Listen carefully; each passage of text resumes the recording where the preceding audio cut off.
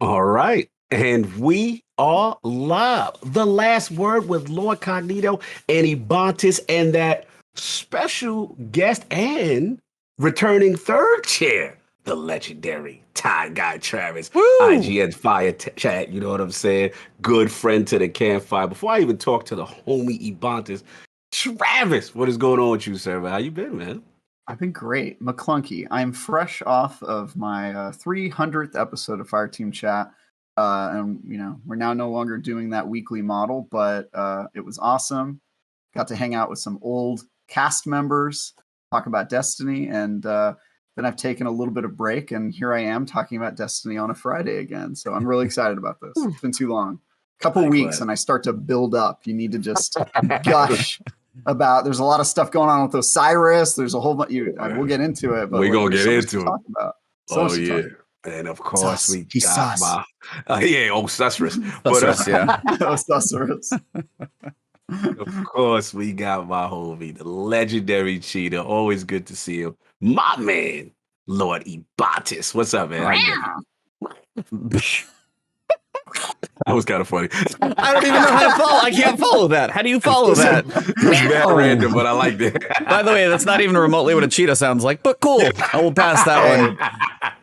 I tried, man. Yeah. Hey, you gave it a strong effort. That's totally fine. Destiny had a big week in multiple facets of TWAB, Twitter, start of the week with the weekly reset and everything. So a lot of stuff going on there.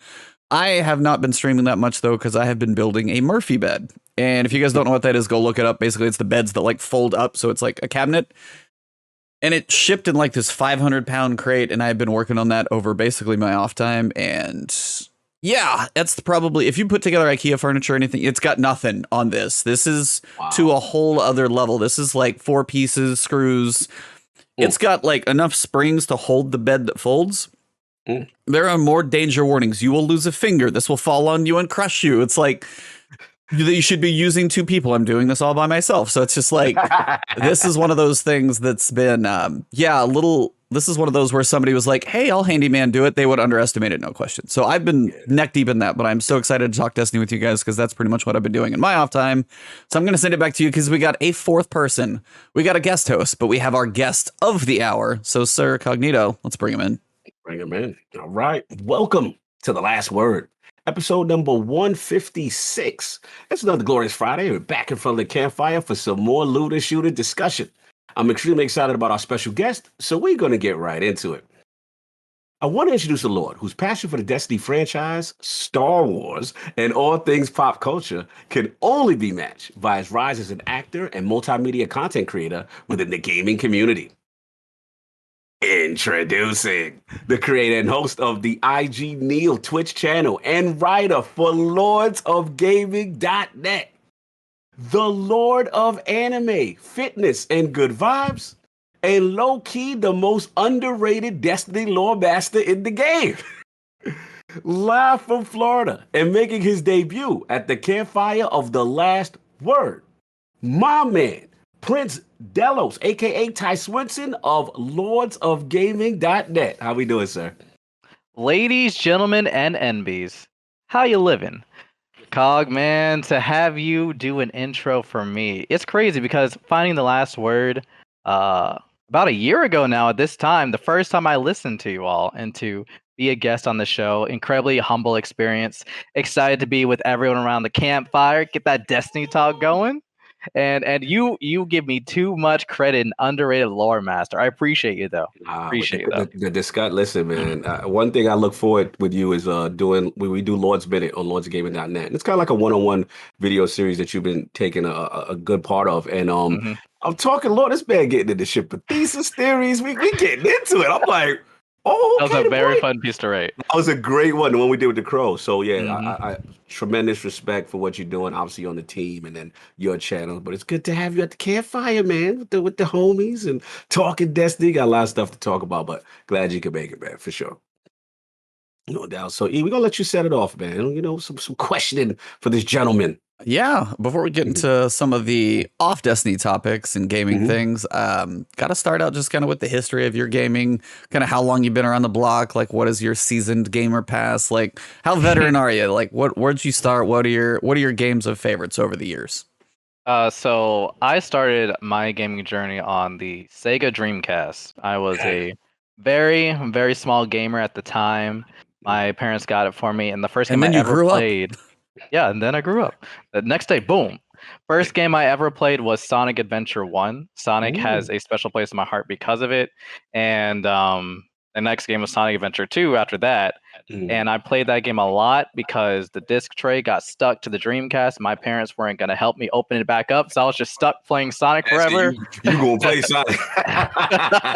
Yep. Eventually, they got me a PlayStation 2. I moved on from there, got into some Final Fantasy.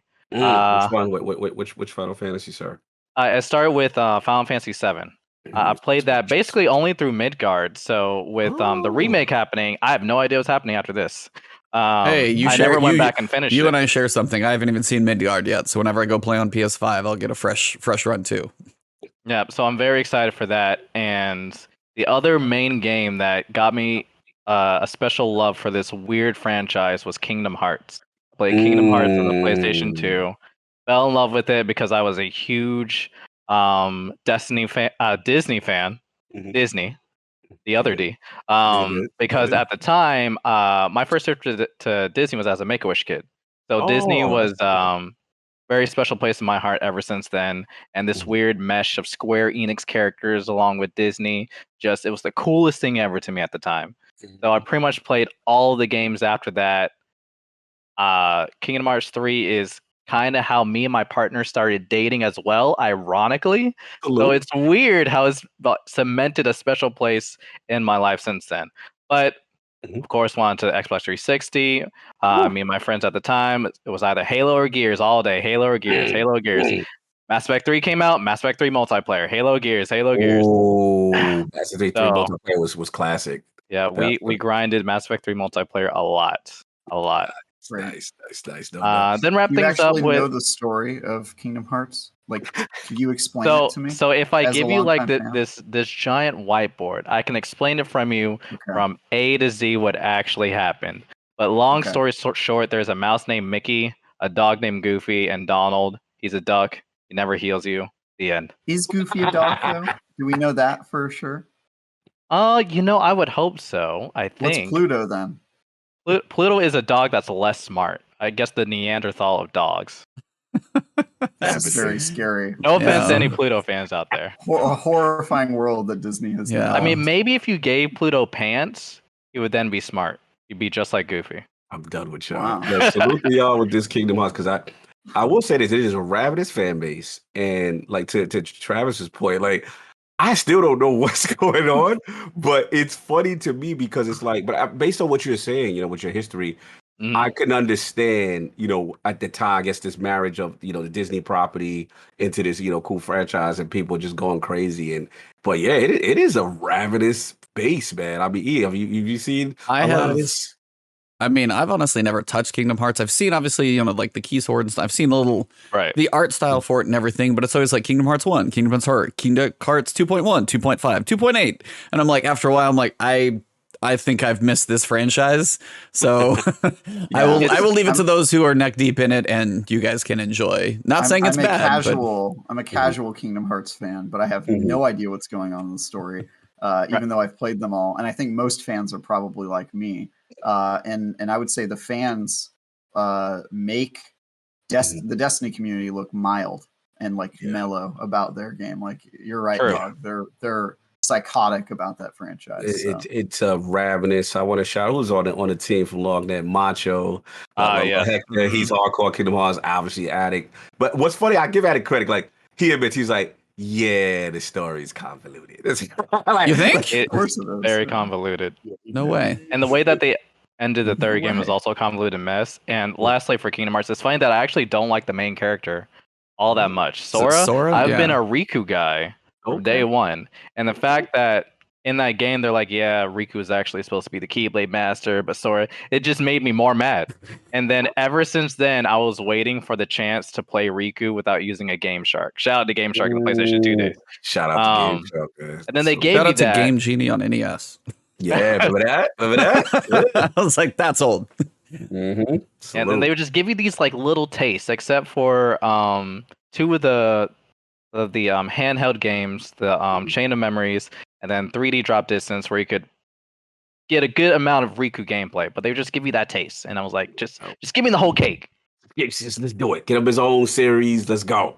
You know what I'm saying? It's another feature. But another game you had on your list that I thought was really cool that not too many people mention, and it definitely hit me, was Life is Strange. Oh yeah. Yeah, I was a big Life is Strange guy, so I'm very curious to see like what drew you into Life is Strange, especially like how did that whole thing start with you? So when I first played Life is Strange, I it was about maybe like a year or two after it initially came out. I played on the PlayStation 4, and I found that the game had a very interesting way of telling a story.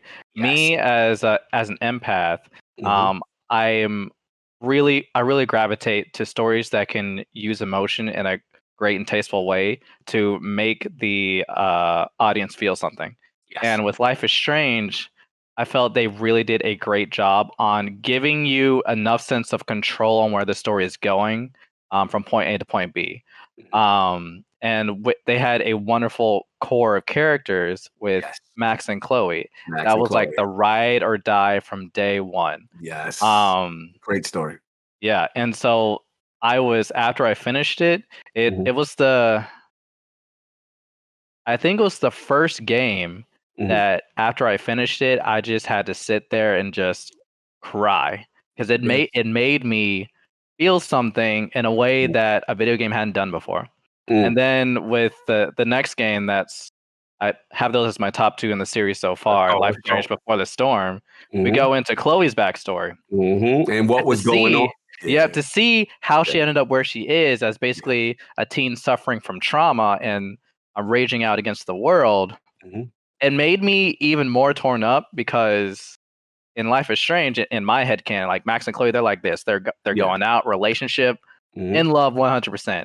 And then you introduce Chloe's love interest before Max pretty much. And she was basically the definition of a toxic relationship. Right. She would take advantage of Chloe a lot of the time. So a very interesting. I loved those characters a lot. I felt like Don't Nod had a great thing with those two. After that, they had still some pretty good story beats with Life is Strange 2, Tell Me Why. I'm very much looking forward to True Colors, but nothing has yet hit that greatnst that they did with the Max and Chloe story.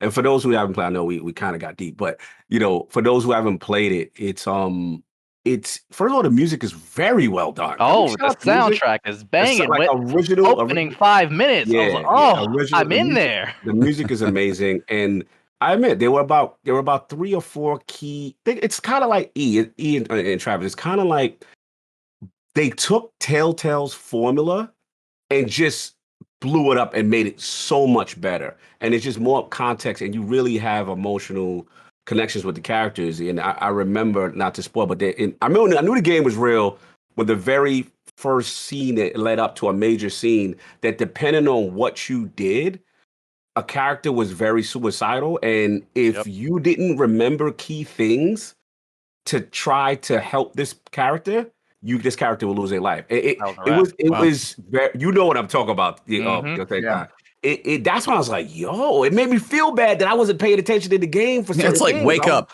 It's like, wake up. This game is real. It's a series that the developers, they take the chance to essentially take a real world issue and present to the audience and try to educate on you. With every game that they put out, they even have the hotline for you to contact if you're suffering from mental illness or things like that. Yeah. It's a very, very powerful game. But salute to you, and I wanted to shout that one out.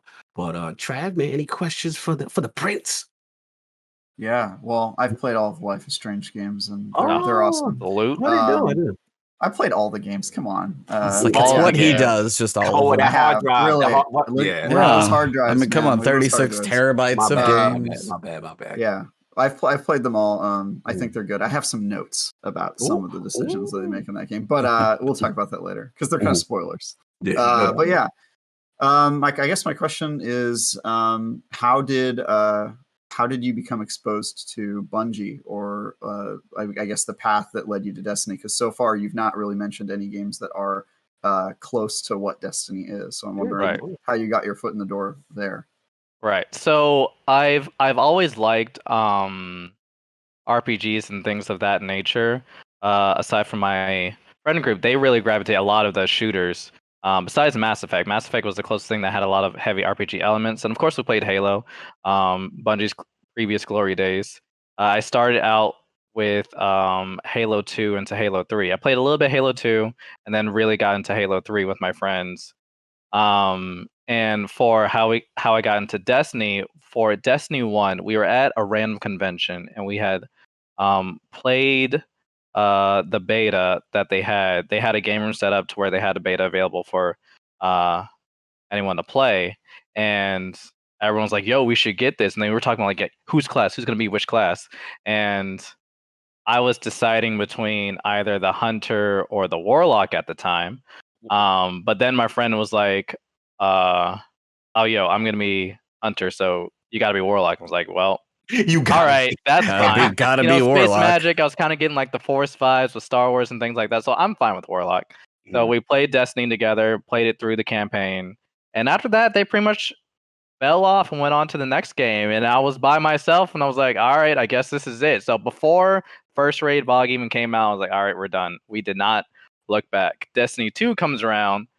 And they come back, "Oh, you remember that game we used to play? Yo, they got a sequel. We should check it out." So we jumped back in, ported over our characters. I was like mind blown about that. I was so happy. The only thing is that my hairstyle was different. That bothered me because I had like kind of the pixie cut Cloud Strife look, and then it gave me like a Super Saiyan Mohawk. I was like, okay, that's fine. So, but again, we played it through the campaign, and we actually made it through the first raid, Leviathan, and we got through to dogs, and never finished that raid. I don't know what happened, but they fell off, and that was a wrap. And I kept the game on my hard drive.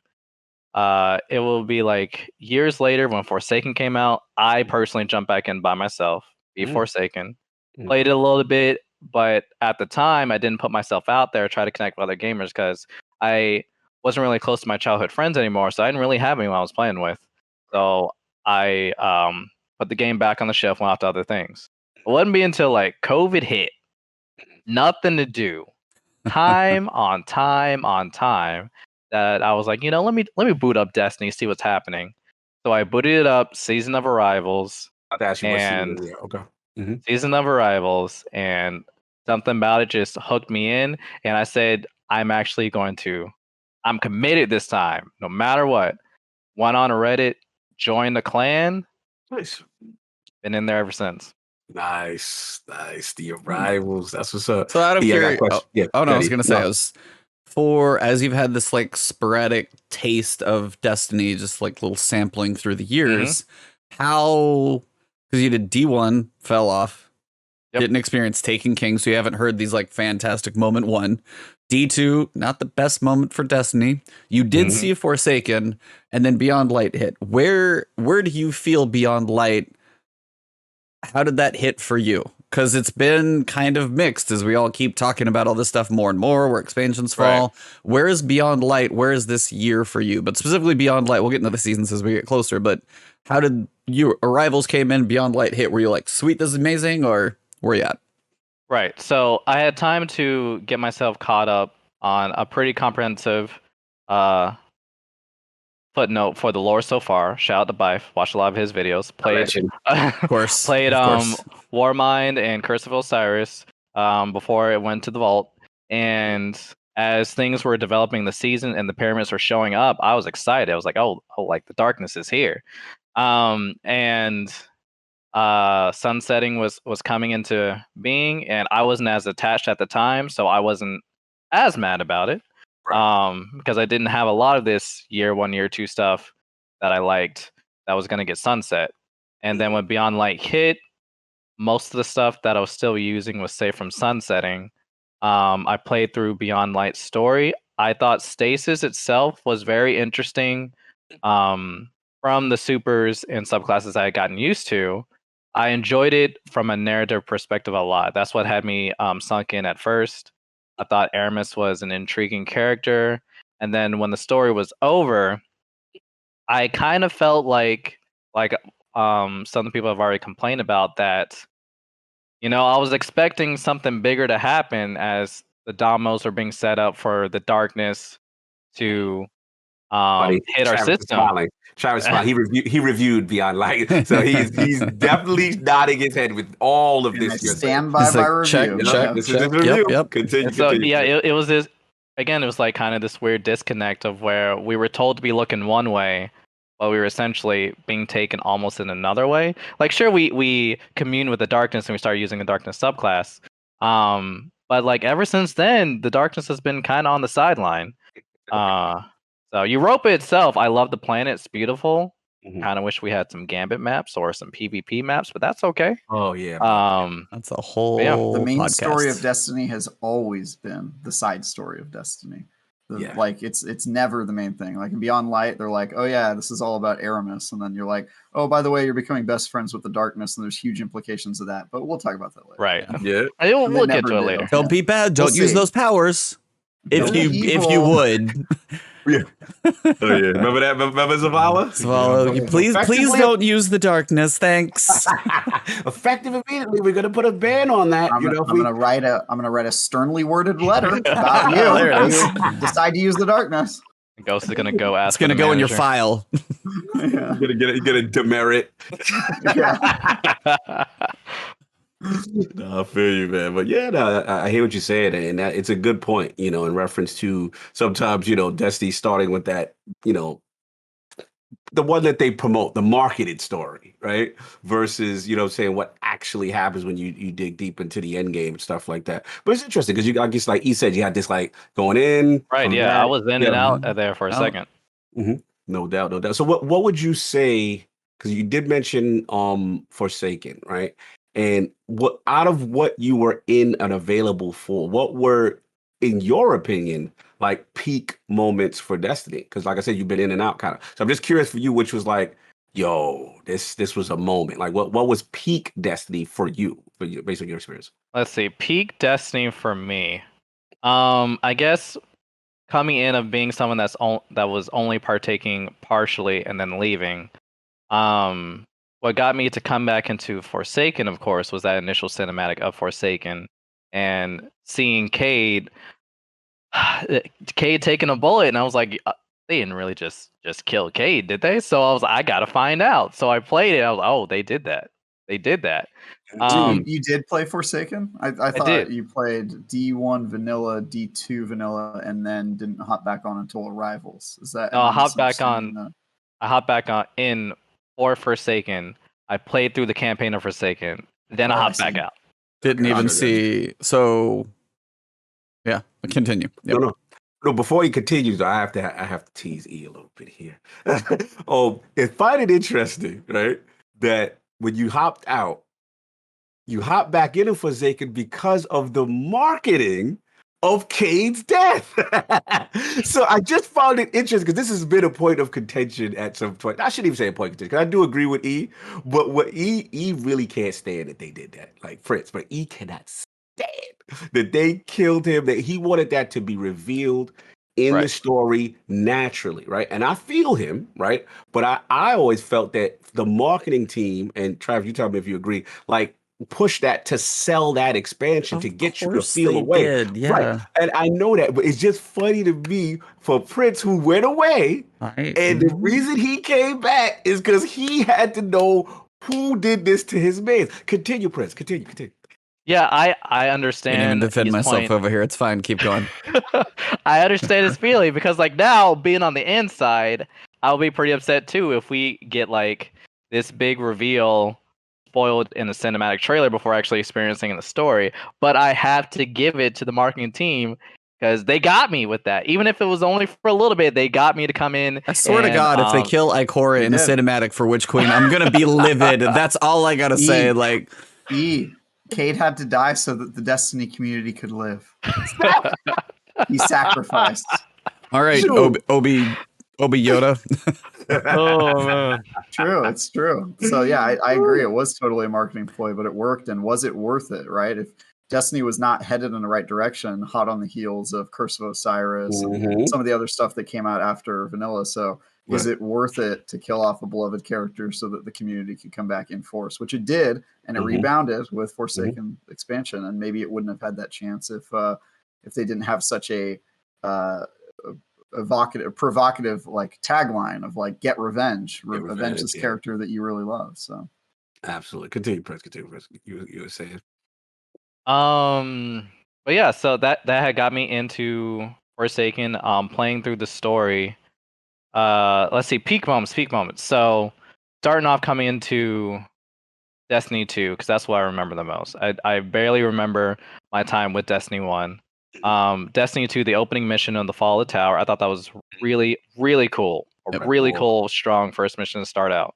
One of my favorite moments is when you lose your light and you're coming out to that cliffside and that music starts swelling. You're like, oh man. He loves that. I love moments like that where the music coalesces so well with the scene, because I'm also a big music person. My partner, she has a degree in opera.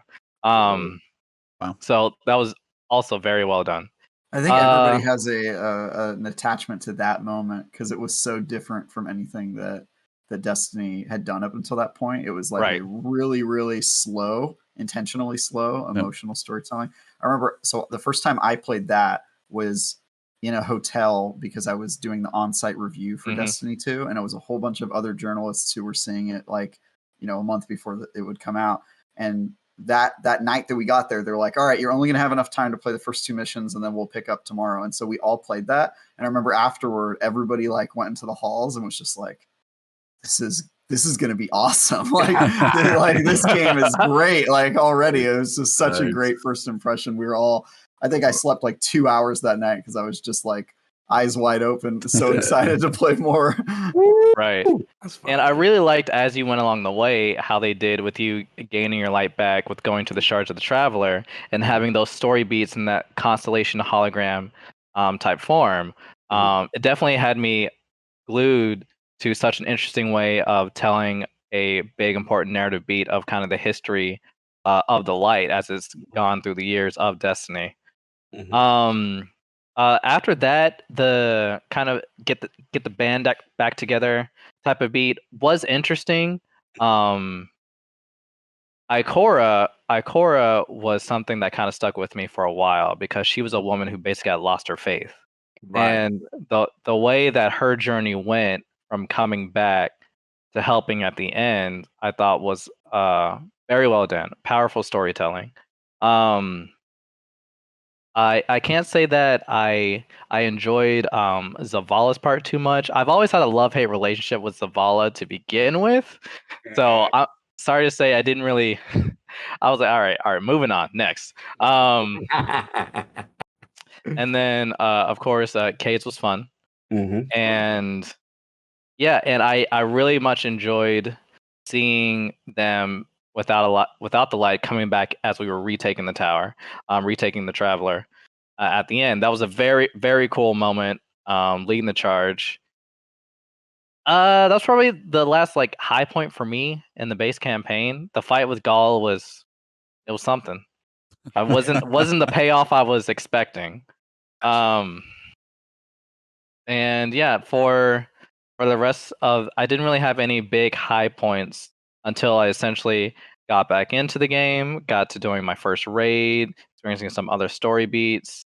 Yeah. No doubt. Travis, any other questions for the Brits? I feel like there's one topic Travis has to at least press him on 1 or 2 questions about. That's right. Yes. I was wondering when would be my window of opportunity. Now is that time. Now is that. We know it's coming.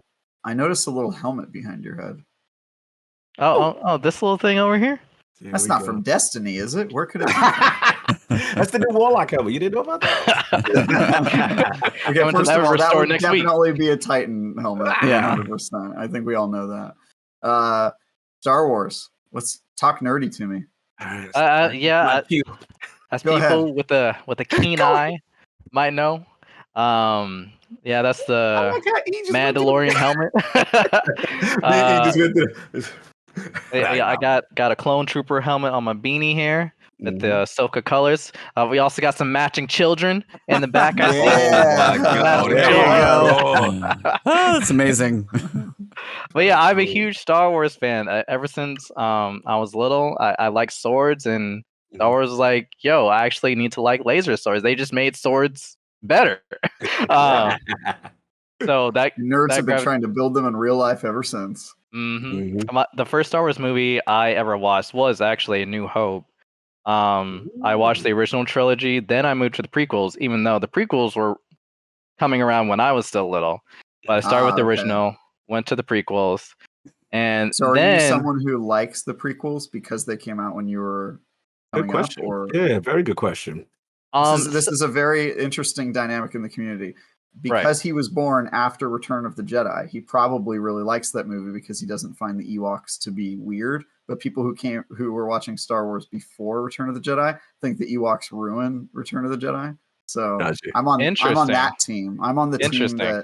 that doesn't mind the Ewoks because it came out after I was born. But the prequels, I remember the first time I saw A Phantom Menace, I was in 5th grade. And I left the theater and I had this weird feeling in my chest. And I was like, what is this feeling? And I realize now as an adult that when you're a kid, you love everything. Every experience is amazing. And that walking out of Phantom Menace was the first time I had seen something I didn't like as a kid in my life. Everything was amazing. And it took me, I didn't even know what it felt like. This is a weird feeling. Did I just see a movie that I didn't enjoy? But yeah, I would like to hear, what do you think about the prequels? So the prequels, I never hated the prequels as much as Star Wars community hates a lot of stuff, but as much as the Star Wars community hated the prequels, Revenge of the Sith is probably still my favorite Star Wars movie of all time. Whoa. And Phantom Menace. It has a great lightsaber fight, I'll give you that. That's for damn sure. You're going to have to explain yourself. Great lightsaber fight. Great music. That needs explanation from me. I'm sorry. Okay. So, I'm here for the all right. So I will tell you. I will tell you how Travis feels. Continue. For Revenge of the Sith, by itself, not taking into account anything they added afterward, to help round out the story, is ultimately it does come down to the last bit of the movie with Anakin versus Obi-Wan on Mustafar. I don't know. It's just something about that brotherly love being shorn right in half that it's cringy and cliche, but I was all there for it. Like when Obi-Wan says that he loved him, you were the chosen. I loved him too. You felt that. I felt that. You were supposed to be when the Padme's heart broke, my heart broke. I was in there. Travis is not. Do you at least get the cosign for the emotion, Travis? I co-sign for the emotion, but I cannot co-sign for the dialogue, man. The dialogue is the worst part of the movie. I will give you that. I have a theory about what happened with the prequels, because there's this thing when you're making a movie, they do storyboards, and on the storyboards you write placeholder text that's not supposed to be and they the never dialogue changed it that's out? actually in the script. Yeah, it's just supposed to be the basic idea you want to convey in that. And I have a theory that George Lucas created the storyboard script, and then they use that as the actual script in the movie because everybody was afraid of like stepping on George Lucas's toes, because all of the lines of dialogue sound like something that you would write if you were trying to be like, okay, well, we want him to say something like this, not this exactly, obviously, but we want him this general idea, right? And then, if you're not with me, you're against me, like all those lines where you're just like, okay, like there had to be a better way to write that, but they just went with the storyboard text. That's my theory for all the prequels of why the dialogue is so bad. Right, that's a very good theory. I don't have a problem with you liking the prequels. Teach their own. I actually don't hate the prequels. I like every Star Wars. I like all of the content. There's none of it where I'm not a hater like so many Star Wars fans are, but I mean there's just so many good Star Wars movies. It's surprising to me that Revenge of the Sith is the one that you associate with. But it's ironic that like I didn't become a diehard Star Wars fan to where besides the movies I went to now I go into every single TV show, I go into the books, I go in the comics. comics, anything Star Wars, I'm gonna try and get my hands on it. And it didn't happen until Disney really took the helm of Star Wars. And it wasn't because now that Disney was in there, I was like, oh, Disney, I'm following them. It was just that it was a nice reset for me because I hadn't delved into the EU Gotcha. before that. But then Yeah. with the reset of the canon, I was like, this is gonna be the best time if I want to know anything that's actually matters right now for the Star Wars storyline.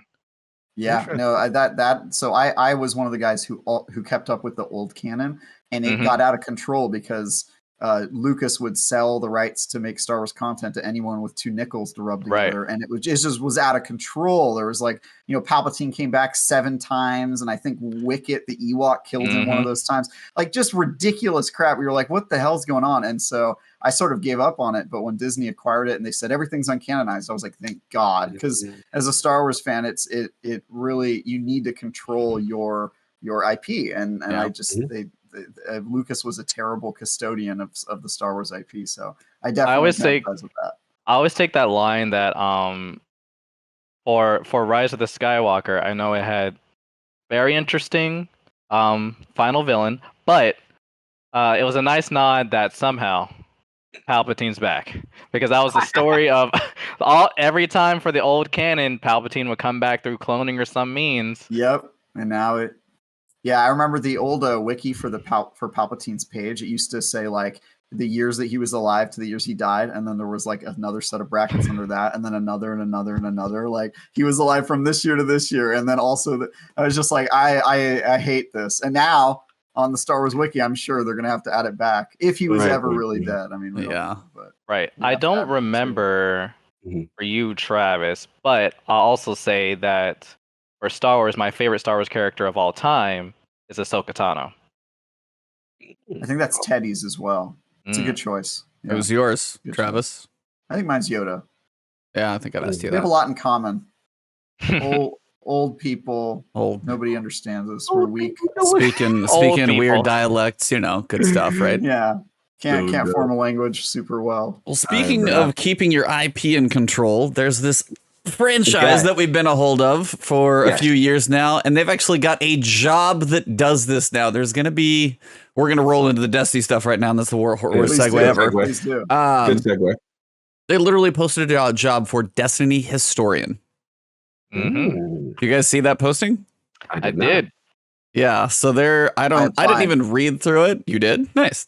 Travis applied. Well, I was like, I think I saw it first because I saw Bife's tweet that was just like, I'm not touching this. Like, not even my thing, not really qualified for it, so not really jumping in too much.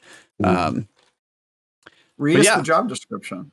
I gotta find it real fast. Hold on. I'm going to say, what is the requirement? Well, what is it that Bife thinks he's not qualified to do? Why does Bife think he's not qualified? It must not be what we think it is. I think it is. He also said that he just got married as well, and he didn't want to uproot his life. Okay. So the responsibilities of a real Destin move. Destiny Historian. Coordinate with the Destiny game director and narrative leads cross-project to ensure consistency and continuity for Destiny. Coordinate with internal and external writers to verify consistency. Create and maintain story Bibles on Destiny.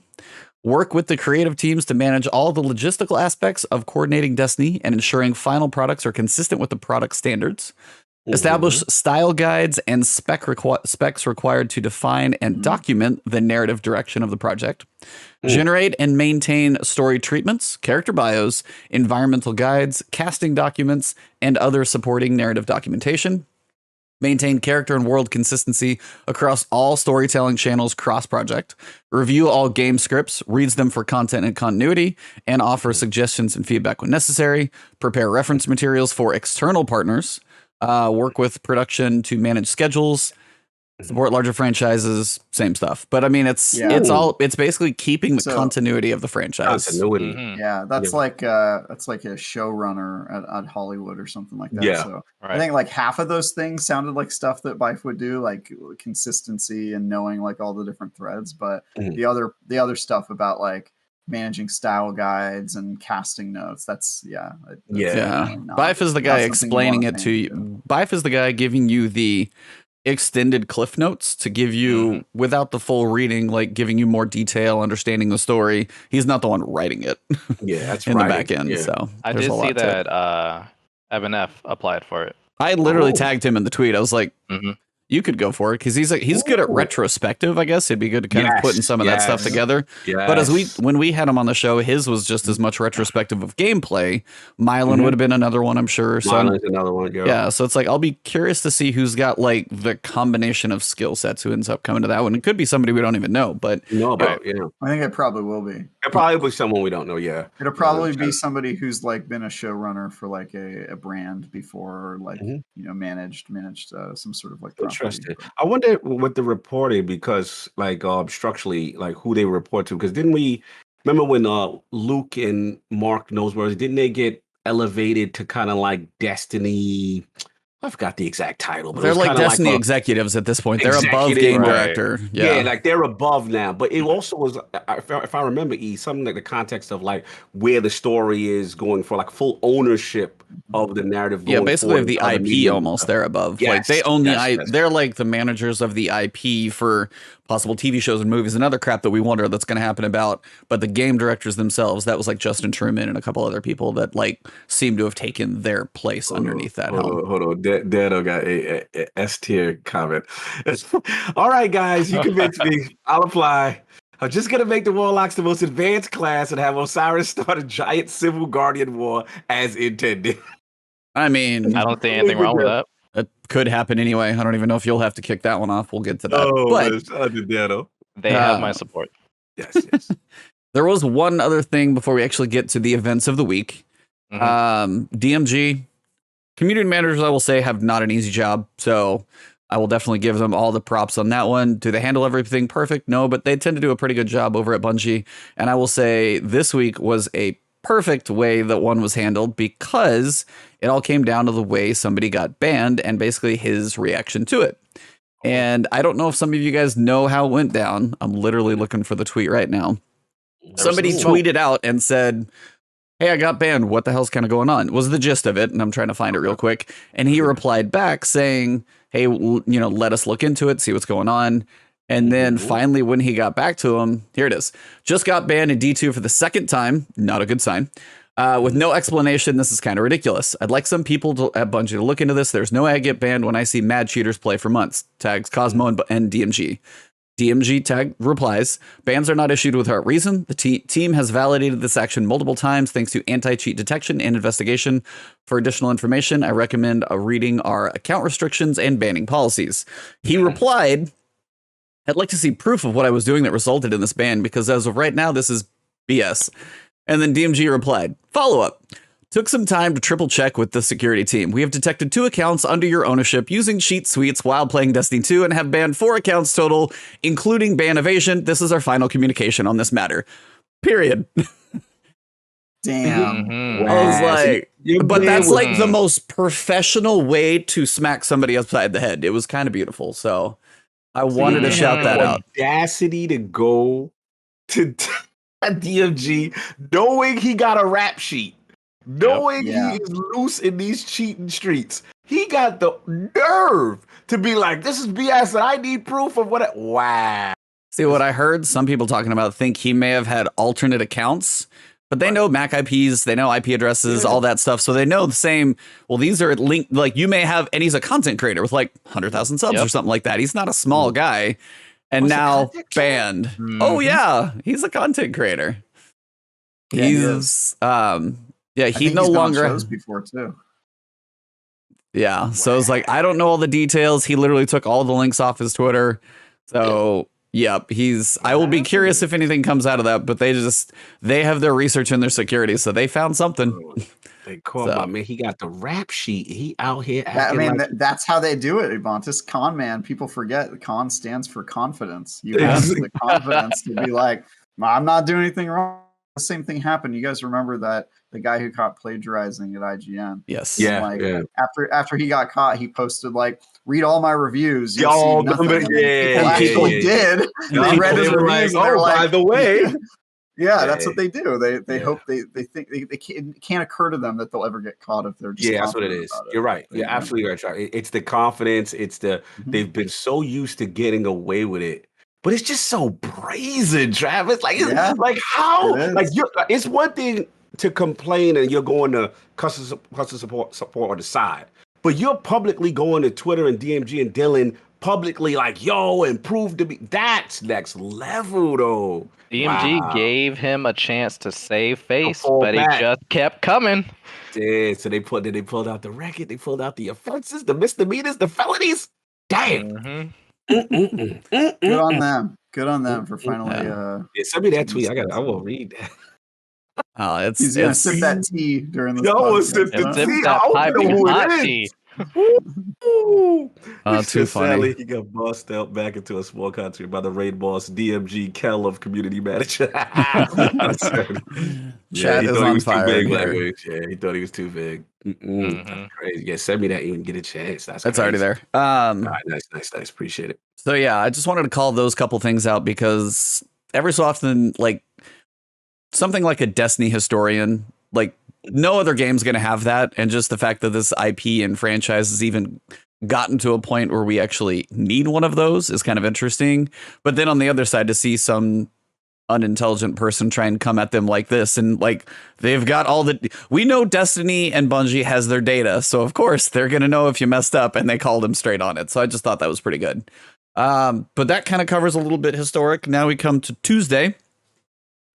Who has played the story beats of the week, and who wants to go first? I might have to give it to Prince, Sir Ty. How did it go when you logged in on Tuesday? What did you get to experience, and what are your thoughts? It's been an interesting week. Right. So Tuesday, I logged in, wondering, all right, is this actually gonna be it? Are we actually gonna face Quria? And we did. After you do the override and the first expunge, you're like, we got her. We're gonna go get her. So jump into the expunge after that to face Quria. I thought it was one, I did it solo. I thought that would be an adequate challenge for it with the light That's level. the way to do it. And two, the dialogue leading up to it, the dialogue at the final fight was very interesting. Osiris was making me looking over my shoulder. It was like, dude, can you chill? Am I gonna make it through this expunge?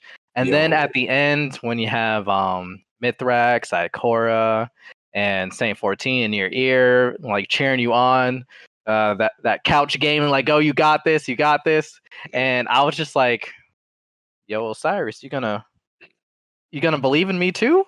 But the only thing he had to say was, oh, you actually did it. You killed Quria. oh. So running that mission, I really liked the back and forth and the mechanics that were introduced to have you bring down Quoria's shield once he got to the damage phases of invincibility. I thought that with it being solo, I know some people complained it wasn't hard enough, that they felt Quria should have been like Solo was either a a dungeon or a strike.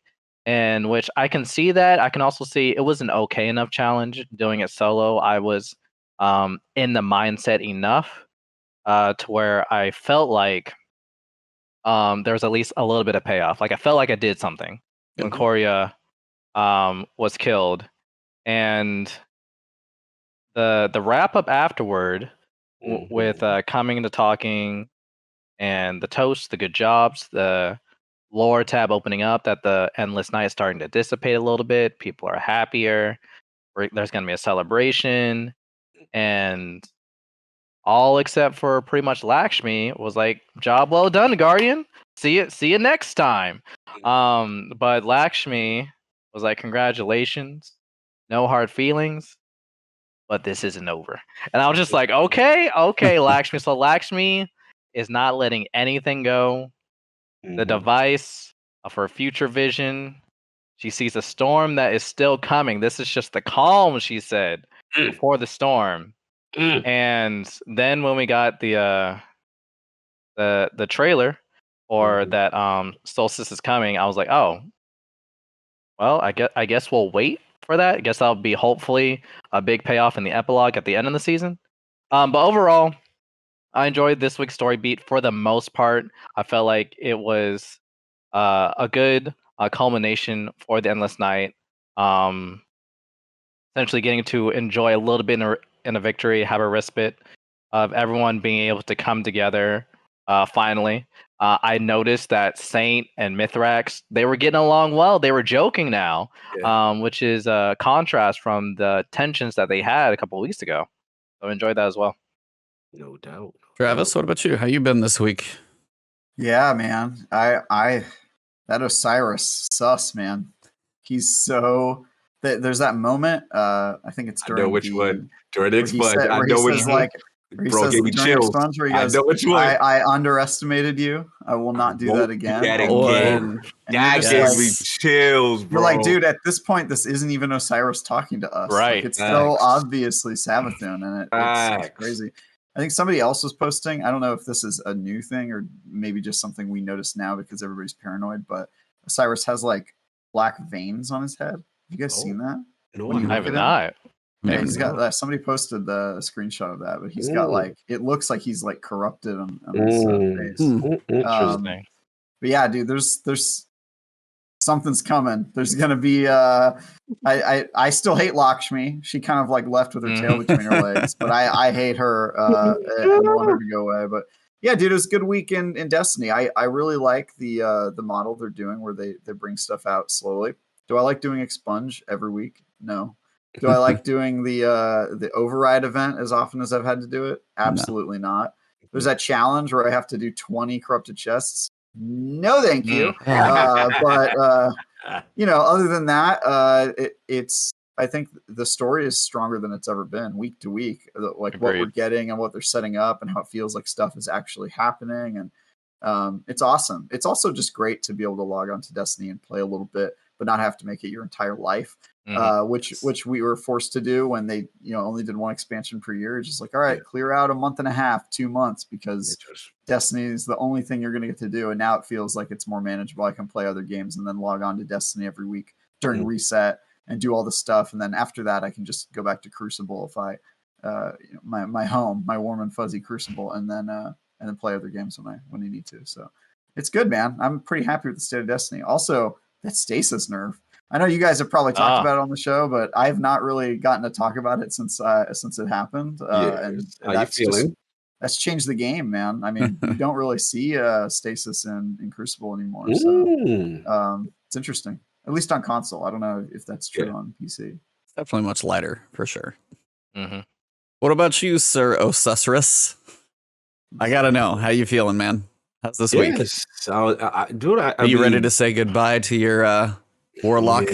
Yeah, I think I don't know what's going on, but it's good, man. I really do get excited on Tuesdays. You know what I'm saying? Really do, just because the lore is so good and like what's gonna happen this week, right? So you jump in and you do your Expunge and okay, cool.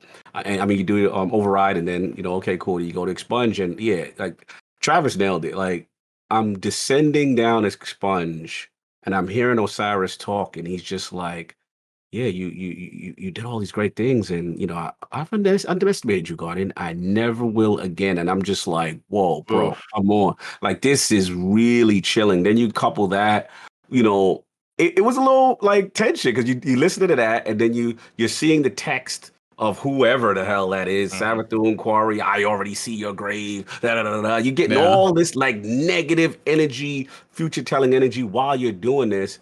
And then, I did the initial one and it was like, okay, boom, one more. And I believe it was Expunge Delphi or whatever it is. Yeah. So I'm like, okay.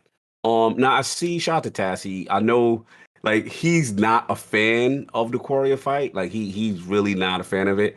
But I'm with Prince. Like if you do it solo, I'm usually not a solo gamer, be honest. I always play Destiny in a cooperative mode, but there is a challenge and a fun of sense of accomplishment when you do it solo, and to me that's the way it should be. That mission should be played. I almost feel they should force it as a solo activity, you know what I'm saying, because it really transforms it. I liked it. I like bouncing around. It was basically they melded every Expunge mechanic into this last one, but the thing I liked about it, you had the two bosses, and then I actually liked when Quria starts to get low. Shout out to Deathbringer. Deathbringer with the I'm sure that just charge nuked her. Oh shit! So shit. I just sit in the back, shoot that thing up in the air, and I got the catalyst, so it hits harder every time. The Deathbringer things drop. So yeah, like I was doing my thing on her, but I have to admit, like when she gets towards the end, like she ramps up. She's like, it's like a video game. It's like she said like Pong. You never play Pong? Like it's like Pong blocks, Tetris blocks being thrown at you. I'm like, yo, all right. Like she was heating up. Yeah, she heating up. I'm like, okay, I liked it. So for me, and then like Prince said perfectly, like Sate had me hyped. Come on, Guardian. This is it. Do it. Like everyone's couch co-op cheering you on. You're doing the thing. I liked it. So you get back, you have that moment. And I wanted to see what was going to go on. Obviously, I thought what was interesting, the Endless Night is not finished. Yeah, that honestly, you'll steal my thunder a little bit there, but that's my one drawback to this whole thing is the fact that you've literally been like, hey, whoever it is controlling this, and it's like this. Like it's forced delay to either it's got to last the week because now we see the trailer for Solstice we'll get to later and looks fine. And I'm like, why is it not as soon as you kill Quria, it's done? It's like, oh, we need to untangle things. I was like, unless that leads to something 6 weeks from now, which once you saw the Solstice trailer, we figured out it really doesn't. I was just like, dude, as soon as you go back, just be in a new instance of the tower that's bright. That was the one thing I think that I like. I enjoyed the fight. You can go back, but I agree. That's been the one for me that was like, man, close.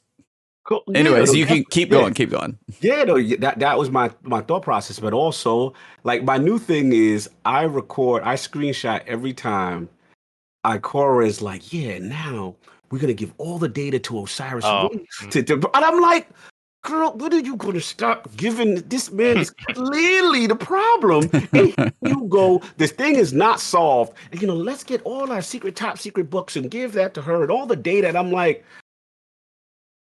so it's just like, to me, that's the part. It's like they keep feeding, Osiris all this information, all this top secret stuff to give Savathun their strength. So I think we're really setting up for something awful. Because like you said, this Endless Night ain't over.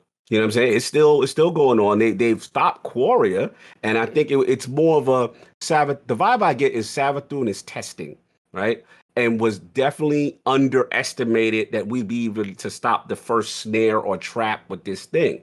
But now I think it's going to weave even deeper into locking us into some type of really bad situation. And I just want to know, the thing that I'm dying to know, is what will be the breakthrough moment as Guardians, whether it be the Guardian or whether it be another NPC who finally, reveals or lifts the veil that we're being duped here. Like, I want to know what's the moment. Whether it's like, Savathun's walking through the tower and then, the mascara rolls off. Something has to happen, where someone goes, wait a minute, and they pull Ikora to the side, or someone has to get pulled to the side and be like, fam, this is not it. And that's what I want to know how they pay this off so that the Guardian now knows we're all being duped. We're under Savathun's whole spell or whatever's going to happen. And I'm curious about epilogue. I do think one more moment should happen. I think it looks like we're going to take a break now, which saddens me because I do look forward to every week. I think it was Nem put a tweet out. He was like, this is the part of the season I get sad because there's not going to be any more. Like when you beat it and you see that triumph says, yeah, you completed for the most part, all the story beats of the season. You know what I'm saying? Like that part, because you want to know, you want this thing to keep on and keep on. So I'm very curious. But I'm gonna give it to you, E. Like, what's your whole thought process with it, and when you were doing it, and Quria fight, and like where are you at with this whole thing this week? I mean, for me, honestly, just with chat and a little bit of rumors and some people looking around at information, there's a lot of people that thought there was going to be one more week as well, or doing this later on, or maybe the finale was going to be during epilogue. So when it finished Expunge Tartarus and I was like, now go do Delphi, I was like, oh, this is a lot faster than I thought. Yeah. So I was surprised to see that we were going straight in. The way they kind of weeks of the season do we have, by the way? 6. Because you got 4 Solstice and then 2 for epilogue, I believe. That's a lot. That's a lot. This is going to be small compared to the next one, but we'll get to that. Yeah, you're right. You're right. So yeah, so it's like when I jumped in, I was like, oh, I'm like, when you start Delphi, you're like, you go through the opening, you're like, cool, I do my minute 15-second run, bam, I'm in the middle of Leviathan. I was like, all right, do this whole section, jump through, you go bam, bam, oh, here's a portal, and then I'm jumping into sticks. I'm like, okay, I'm going over here, I'm gonna do the left side, and then you jump in, I'm like, portal's back, jump, I'm like, all right, now I'm on the side that I never go on for Tartarus, okay, check, and I'm like, okay, now I think we're going in, doing all this on stream. We jump in and you just slowly fall down. I was like, we finally made it to the new section. But I like the way you got like the teas. Like if you can do it, it was like a minute. Like you can go through them pretty fast. But yeah, it's like I went into it solo as I usually do, just because I like to record this stuff as well. And as you jump in, at first I'm like, oh, this quarry, and then it's like taking shield, going over Hydra shield. And I'm like, there's not a lot of windows to put the damage in there. So I'm like sitting here with a grenade launcher with breach and clear. I'm like, bink, and then rocket launcher, wait for it, fire. So I'm like trying to thread the needle between and everything. Nice. So I was like, that was kind of cool. And then you're like, damage phase. And I'm like, taken guy over there, regular guy over there. All right, I'm going to go kill the taken guy first. So go over there and then you got to pick up the block and then you're like running around. And then yeah, there's a couple great outtakes at the end of my video because I'm like, I got this. Crap. So it was like the blocks disappeared a couple times. It was a cool culmination for like the 6 weeks that we've been doing this thing. Because they put a lot of pieces together. Because you had to hold the block, then you had the floating things, then you had the cannons, then you had to kill the boss. Now, man, I said like once you ran the blocker on the outside of each boss, I'm just sitting back there going, I'm just like bombing from far away. And then I had tracking rockets, so it's just like breach and clear, tagged, fire, and I had to hit him twice. So it was like he was dead pretty quick. Jump back to the middle. Then I was like, all right, now he's only got one shield, and I was like, okay, now I'm kind of understanding how this is gonna go. And did the other side, and then finally the first time I killed it so quick I didn't even see the red walls fly at me. I didn't even know. I just like unloaded and I'm like, cool, no shield, bam bam, dead. So it's sweet. And then I went back for my solo flawless video and I literally traded in the air, a red wall coming at me, rocket going this way on a solo flawless run. We died together, and that run is one that didn't count.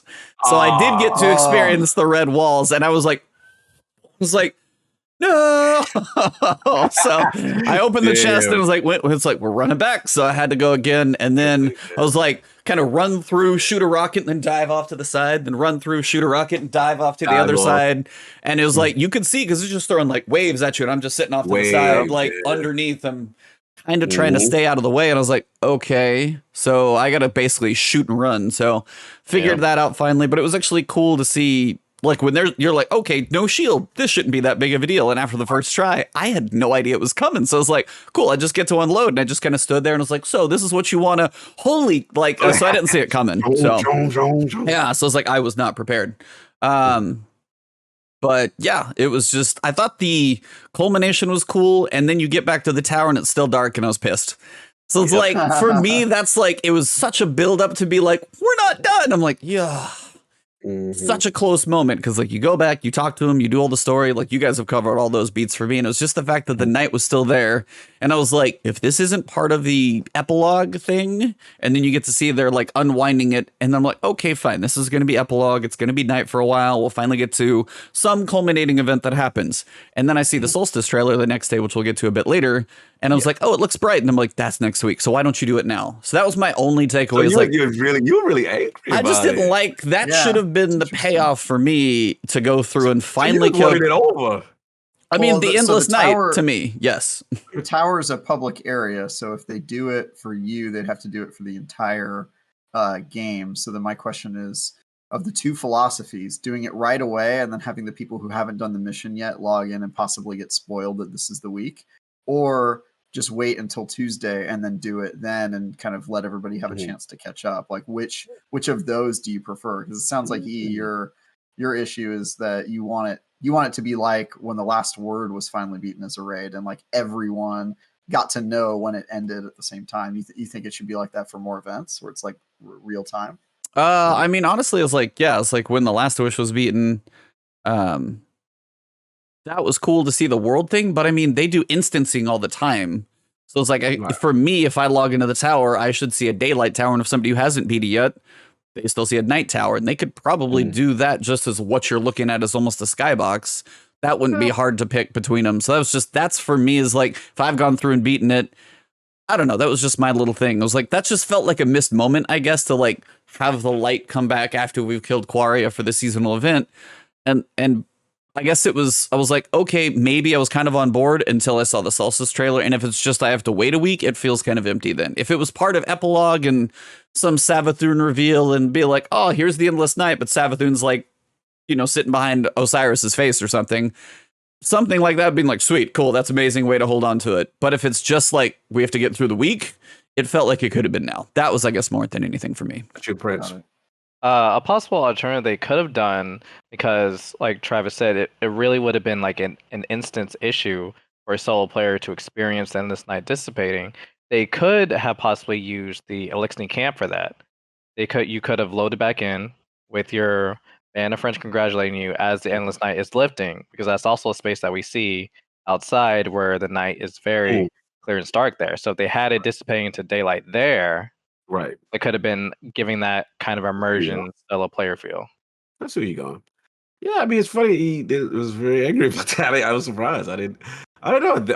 I just felt like, to me, I actually liked it, because part of me was like, it was the pump fake. They build you up like, the whole season is about this, and you got to do this, and this is going to end it, and you're an amazing Splicer now. We're this, and Quaria, so they to me, they built it up, and I was like, yeah, it ain't over. Like I was, because to me, Savathun is still the mastermind and still has stuff going on. So I would have the opposite effect. Like, it would have been anticlimactic to me if it would have been like, all right, yay, we did it, back to normal, guys. Like, that's just me, but I understand where he's coming from. It's just interesting to see his take on it, on that one. We've just, it's like, I mean, we've had the bait and switch for a while. Every so often, it's nice to get a little story payoff. So it's like another dangling thread. I'm like, finish this. That's all. We've had a lot of those. We've had a lot of those. I want to finish, because like somebody in chat even asked, like Dakota asked, like, where is Xivu Arath and all this? I'm like, I don't know. We haven't heard anything since Season of the Hunt, and Savathun's still setting us up. I'm like, there's another sister. She may not be the big sister, but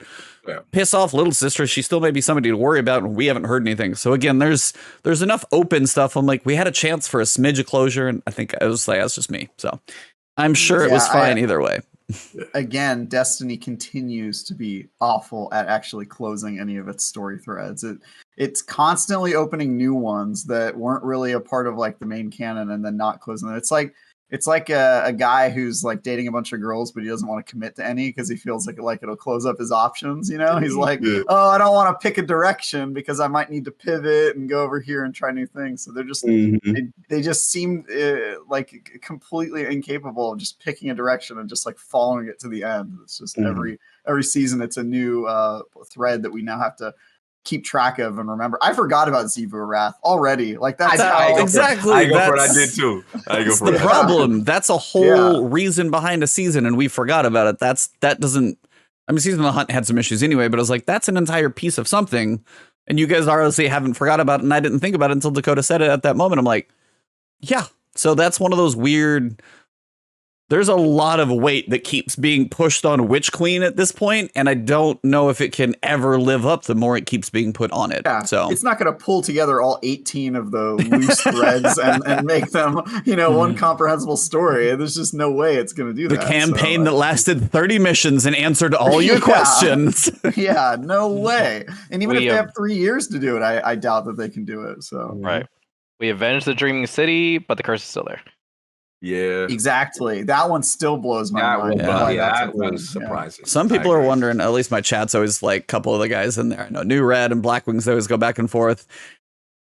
If the Dreaming City was next season with the battery as like a catalyst to like do enough to really push Witch Queen to us, because the Dreaming City and the Death Battery for her, if we finally do anything to resolve, put any issue into that with the whole Dreaming City loop and everything, if we finally have an issue with that next season to go into Witch Queen, that's like could be a thing that actually ties it together to be like, oh, my battery's stopped and my worm's pissed. Now I got to go figure out why. Like a lot of speculation, and that's a very poor description of lore, but would be cool to see.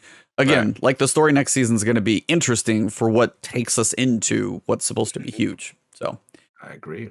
But yeah, I would say we definitely all enjoyed it a lot, but definitely it's good to see everybody had slightly different takes on it too, because when it comes to stuff like this, everybody's gonna have a different piece.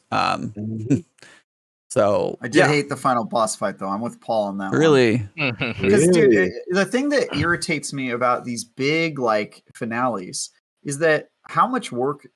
Again, I'm gonna sound like a douchey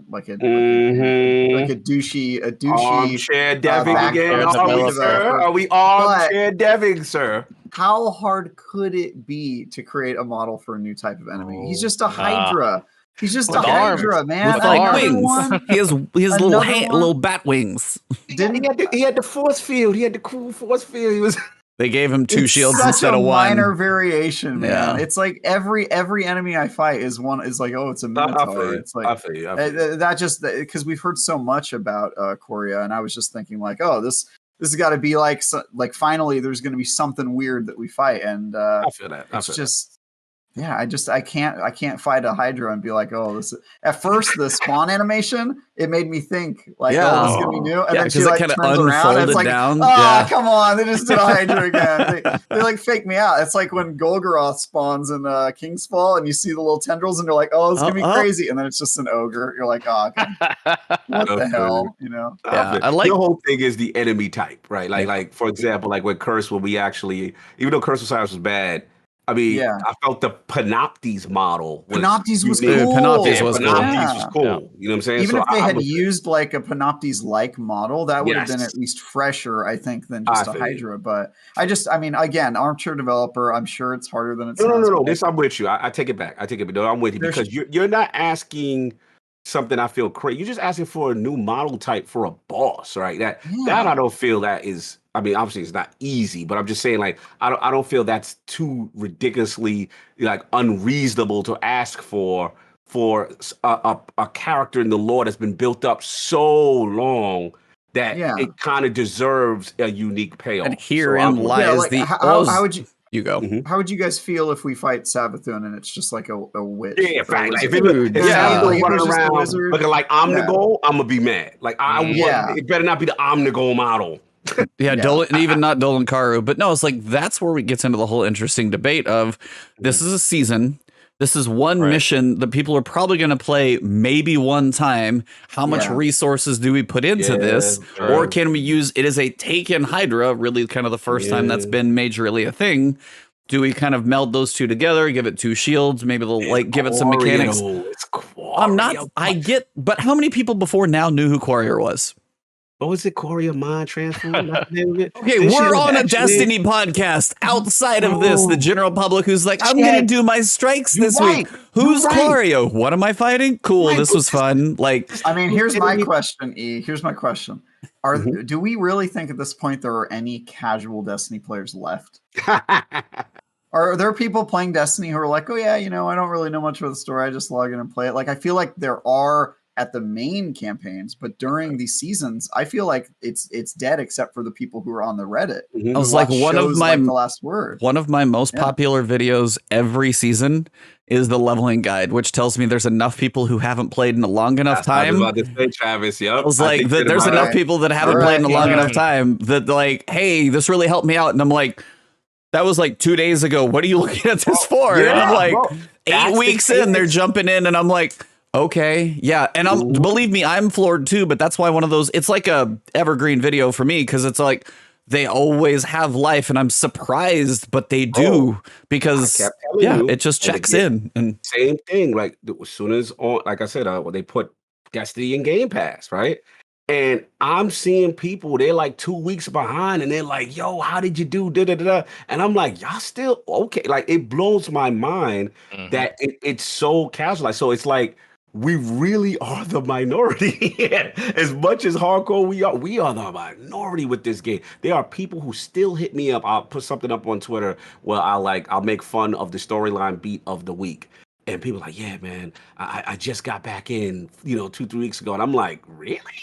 Like I'm like, it's surprising to me. It really is. I think that model, the free-to-play coupled with Game Pass, people are trying it and they're still behind, and that cadence works for them. True, I forgot about Game Pass. Yeah, that probably added a lot of casual players. Players. But it was like, I guess I'm living in a bubble, but everyone I play with, like all the casuals, they play the main expansions, and then Mhm. after a month they're gone, and they don't come Right. back until the next year at the next Right. expansion. But they're not playing like the seasons and stuff. Yeah, All if the you people catch, I know like- who play seasons are like, Mhm. "Oh yeah, did you listen to this Destiny podcast and this one?" And I'm just like, "You guys are nerds. Like I don't know." You guys are nerds. Nerds. Yeah, you would say something? No, I was just like, that's kind of one of those is where people can choose. I mean, Steam sales and other things, we just find like Forsaken, Shadowkeep, and stuff's like on sale, and they jump back in and they're like, well, where is it now?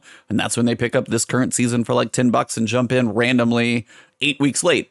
Now, the cool thing about the seasonal model now, they can go experience a couple of the other seasons. They can catch up on the story of the season, so they'll see that stuff. But I'm always surprised how frequently I have a channel because there are people who don't know what the hell's going on. Basically, like that's Facts. literally why I'm here. One of the reasons is Facts. to help people 1,000. with stuff that I take Preach. for granted. And honestly, it's like I've joked about asking my wife to play Destiny. She would probably never want to do it. She'd probably hate me for it. But if she ever did, it would be more the realization of stuff that we all take for granted. If you listen to the podcast, if you already aware, if you're doing master level difficulties, if you run the raid on a weekly basis, that stuff is so second nature to you. It's not even funny. But the average person who's like, well, what does this currency do? How does this, like, there's so many systems in this game. If you haven't even played in 2 years, you're like, I don't even understand what's happening. Oh my god. I'm having Yeah. so many neurons fire in my brain right now of why you bring up World of Warcraft all the time on this podcast.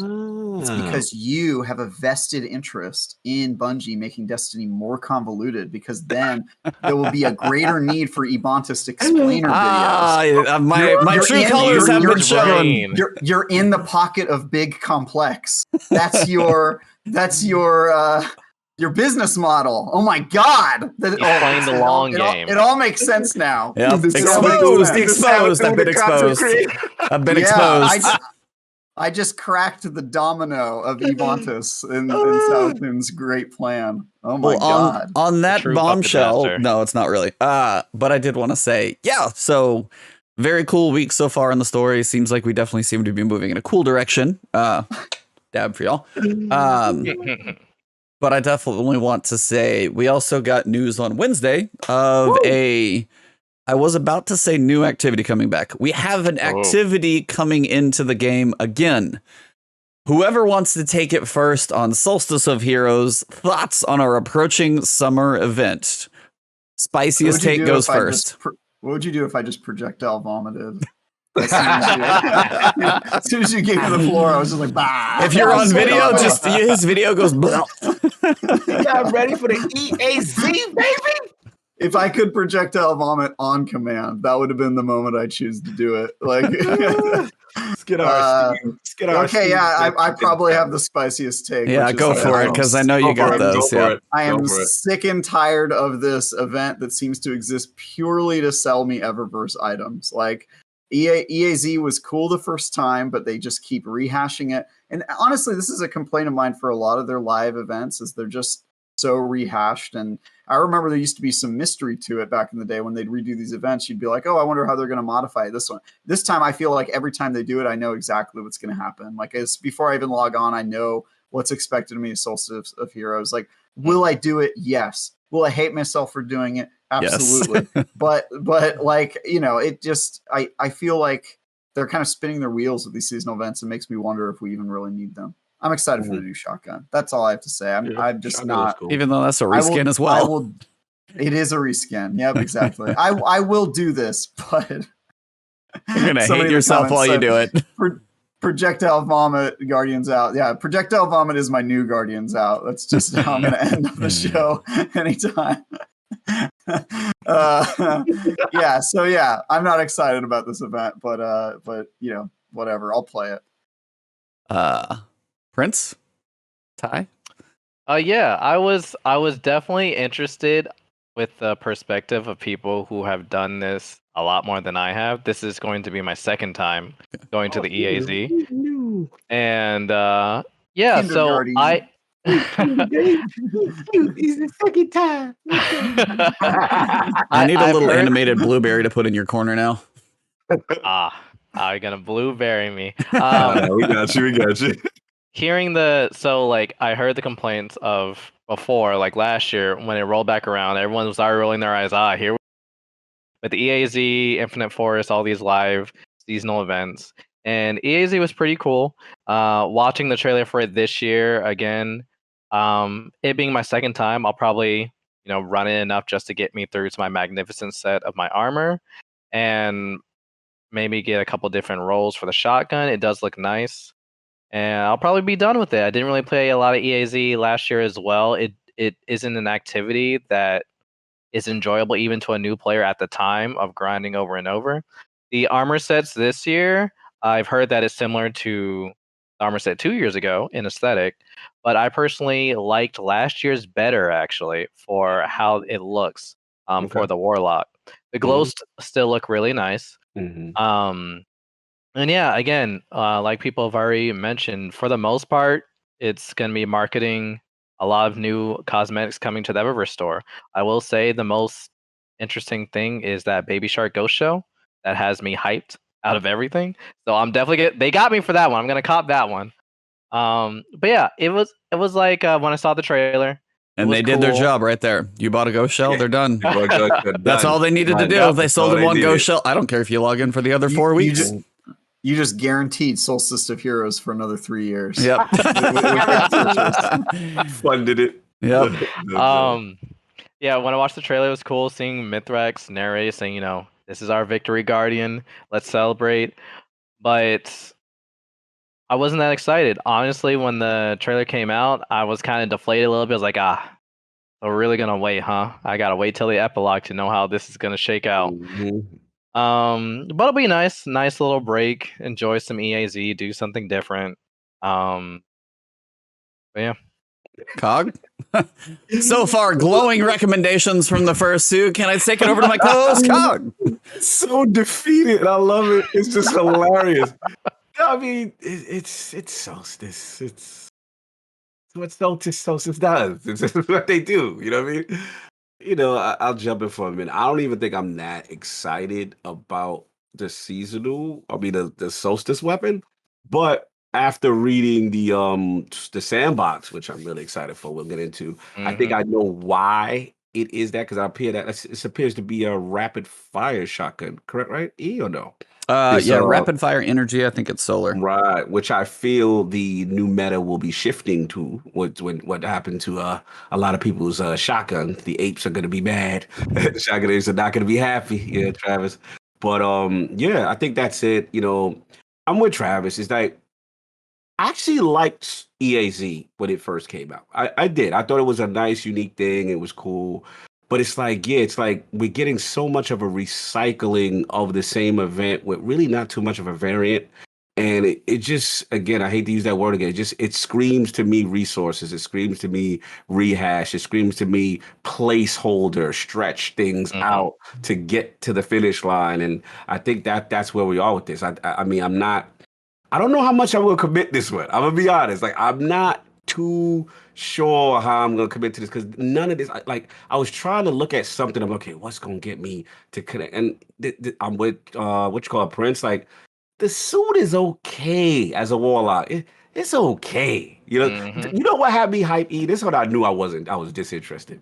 I was like, well, I might want the shirt.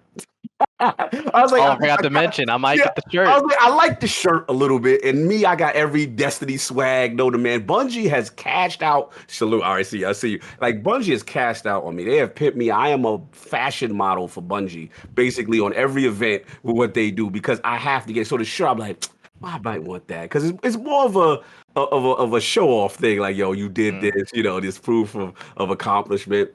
But other than that, Ghost ain't doing it for me. Got a Destiny tie. That's beautiful right there. Like, that's how you do it. The glows ain't doing it for me. I mean, the sparrow look cool. But it ain't nothing so crazy that we haven't seen from like the Dawning or something. So it's like, I don't know, I might sit this one out. You might skip on that I don't know, man. Like, I'm not getting the vibe like I need to be in it. Maybe, I don't know. Maybe there's some god rolls, maybe some new perks on that gun. Maybe somebody finds out about that shotgun, because I know it's going to be meta. That I know, because when that shotgun meta, we get into it, it's going to be meta. But Because I it's don't rapid know. fire. Yeah. Yeah, rapid fire I think is going to be the thing. But other than that, I don't know, man. Where you at? I'm gonna probably make a video to take the rare to the legendary and the what is it? I can't even remember that. Whatever Magnificent's the last one. So 2 videos, one each day for that. And again, if I can get the shirt and I'm out, I'm done. Like it's short and sweet for me. Yep. I'm not gonna do 3 characters. I definitely do not care enough to do that, even if they did give you a currency this time instead of just making the other characters go faster. You have to play 30 Gambit matches, Z. Oh Lord. 30. I haven't touched Gambit this season. Ah, For a very specific reason. Last season they screwed me over on the seasonal challenges. Like 2/3 through that list, they're like, "Oh, now you got to get the full ranks." And I'm like, "I've already been going through kills and everything else, and you tell me that's not retroactive? I've covered this." And I'm like, "So I did not touch it."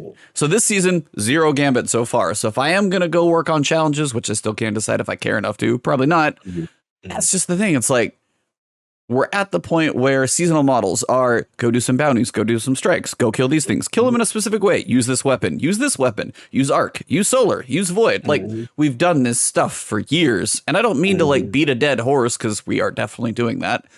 But it is to a point where I'm kind of with you, Travis. Like, would you rather not have the event and just have some downtime? Or, and again, this is the point where it's like, is this the marketing and this is the Eververse and this is how they pay some bills? Like there's design, like you have a number of designers. They've already set the stage. They've got the EZ. They built that years ago. Now you have designers building armor and weapons and cosmetics that can make them some money. And it's their choice of like, hey, I mean, what did Ty say? I'm going to get that baby shark ghost just cuz that's literally all they care about. If they can do that one thing to each person, whether you buy one set of armor for one class, be like, oh, you don't have enough bright dust, just, spend $5 or $6 on silver or 15 or whatever god awful amount it is. Like if they get that out of one person out of these, they keep, lining That's their what they get coffers me. with some money. Like that's it. So do I buy the t-shirt? And again, I'm sure most of it goes to them and some goes to charity, but it's like, yeah, I'll take the shirt sometimes. But for me, I've got a couple glows. I still don't use those because sometimes they're a bit much. And overall, they've had so many issues with these. They've got some clarification on the previous Solstice armors are, you might be able to use them before and you'll be able to, if you don't have them previously, you'll be able to maybe buy them in a future year, but right now you can't. So I don't know. It's because this leads me to think season 15 will have about a 7-8 week story. Then we're getting into season of or Festival of Lost. You're going to have a little break in Thanksgiving, then the Dawning. And they're going to be exactly the same as it was previously. It's just, the same Eververse, Evil Levante, try and suck up your cash cosmetics. So it's hard to get excited as a veteran player at this point. Somebody who hasn't seen it before be like, oh, this stuff's kind of cool. But it's like, we do get some glowy armor. We've had it before.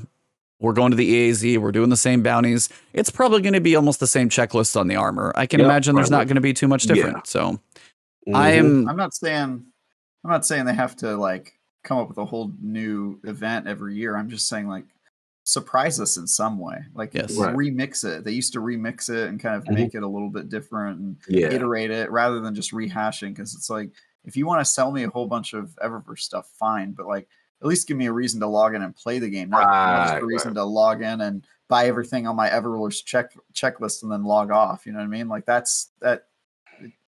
It's just disappointing. Nah, that's literally what I do because I get suckered because I'm like, oh, what's the new emotes? All right, cool. And then I'm that dude. Don't roll your eyes, Travis. Damn it. Yeah. I mean, I'm that dude. They get me. Oh, you know what's funny? They not even get me. I'm willingly going in there for foolishness. I am willingly because I think it's so cool that they got whatever these little animations or whatever. And, if I see, and then because I'm, the fashion lock, I got to make sure, if there's a, something that matches with an outfit or a new ornament that looks cool. Cog. I'm not interested. Cog, you're the reason they removed all those tabs from the inventory so they could add the Eververse tab onto the main menu. I'm that guy. It's a monument to all your sins. Dude, I'm awful. I've been there like, oh, okay, this is the new suit. All right. And I'm already thinking about outfits to go with my stasis look. Yeah. All right, this is my other outfit to go with Arc, and that's me. So it's just like, I know I'm funding the damn game and the foolishness, but to your point, Travis, it's like, you just want a twist. You just want a curveball. You want something to say, okay, this is not the exact same assembly line event that you keep regurgitating every year. Well, we're going to have the Please. same bosses. We're going to see the same Uh, cycle of enemies that come through there. I mean, that Yeah. stuff's not even going to change, which is really going to be, it's like, oh, you got your Cabal? Yep, you've got the 2 or 3 Cabal Yeah. Colossus. Then you got the Witch that splits from Broodhold. Like, that's the thing, too, is that's going to probably be the same. And that's the part when you get in there, you're like, now I've truly seen this exactly before. Yeah. So even Yeah. for Ty, it's like he's not likely going to see hardly anything different unless they surprise me, but I really, really don't expect it. It's just kind of one of those, if you played it last year, you're going to know what's coming. Yeah, and Ebontis brought up a good point is for people who are definitely exhausted of this, what would you rather have? Would you rather them just not do it, take a break until epilogue time for next season? Or again, bring something for traditional sake to have that event? And I think earlier when we mentioned the casual audience, it's always going to be someone's first Solstice of Heroes. So to Yeah. them, all this stuff is brand new, like for me last year. Mhm. And it's a hard balancing act because for me, it just being my second one, my selfish answer would be, yeah, just take a break. Allow players to go play other games, then come back. But not only are they bringing it for someone to experience for the first time, they have resources, but also that marketing engagement. They want to try and keep you playing for some reason. Yeah, that's the dilemma. That's what I think what's going on here, and the hardcore have to make a decision, and I think we all are doing it right for the most part, which is I'm in for a second, I do one thing that I like or anything that catches my eye, and then you go play other games until you see something that comes back, or whether it be for me, I guess the more disappointing factor is kind of like when I saw Solstice, and I'm like, damn, the narrative beat is over. So I'm like, Yeah. nah, that's what made me sad. And again, Nem is the one who put the same, I think, a similar tweet. So I'm like, now I know I'm like really not gonna log it as much. And I was hoping there'd be something that will catch me. But there is something else as we will get on with the TWAB we talk about. For me, that I'm like, okay, I'll log in for these things. You know what I'm saying? But if it was just up to the Solstice, but if the TWAB ended with Solstice this week, yeah, I'd have been like, I'm not logging.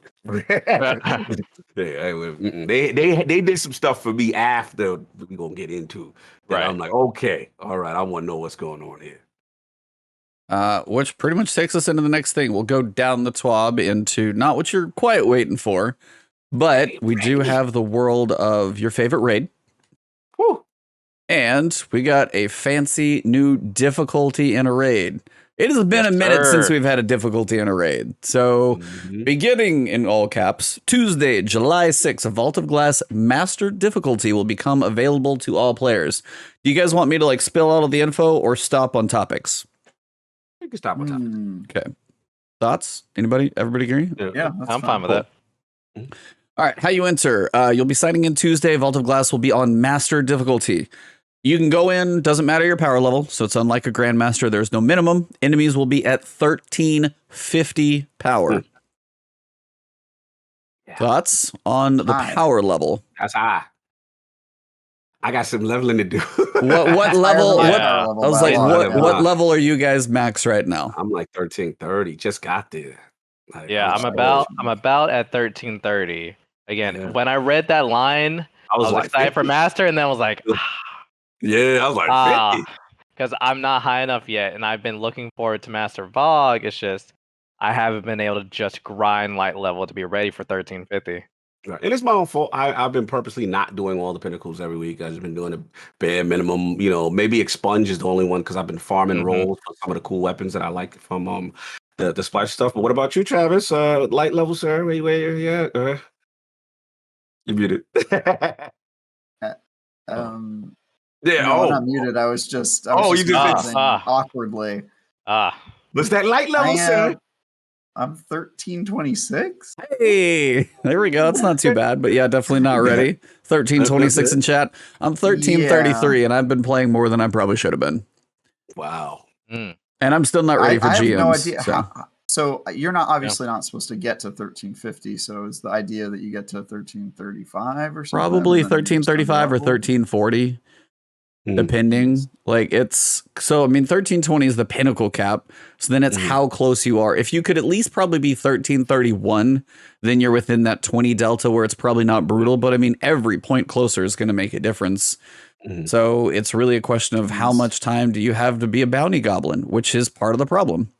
The Grandmaster light level for enemies is 1360. 1360 enemies and 1335 is the level, correct?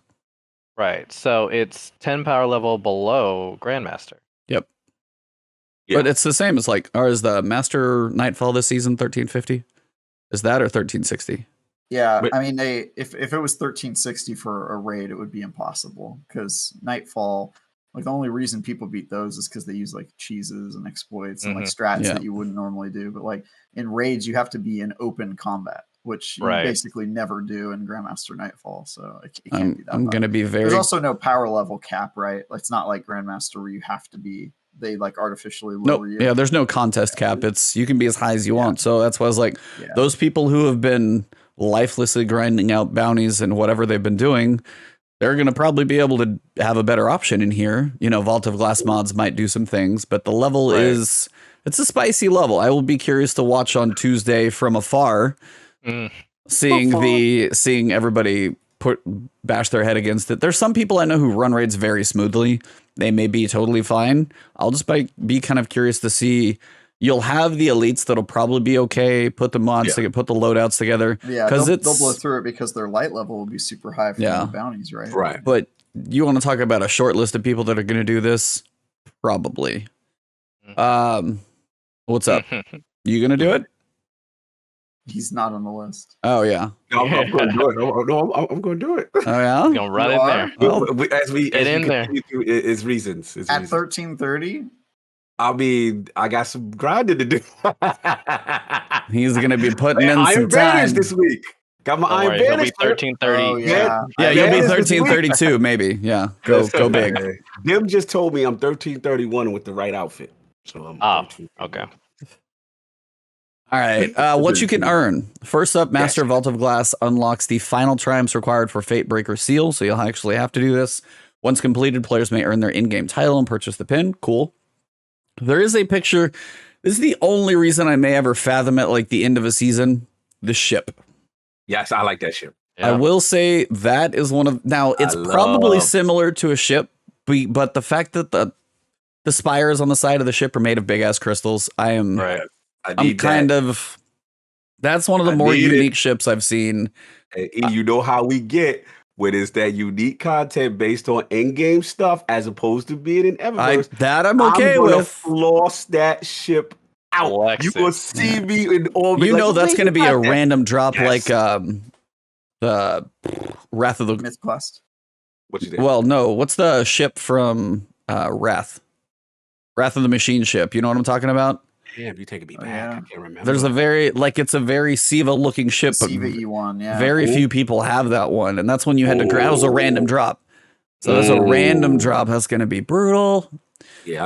What do you think it'll be in that same vein? I would imagine. They already time gated everything else. We'll get to that here right now.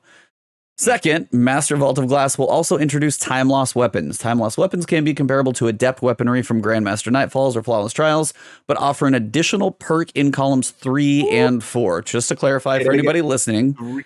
So you have 4 typical columns on a weapon. The first one's going to be something like clips. Well, not clips. The first one's going to be something like sights or anything of that nature.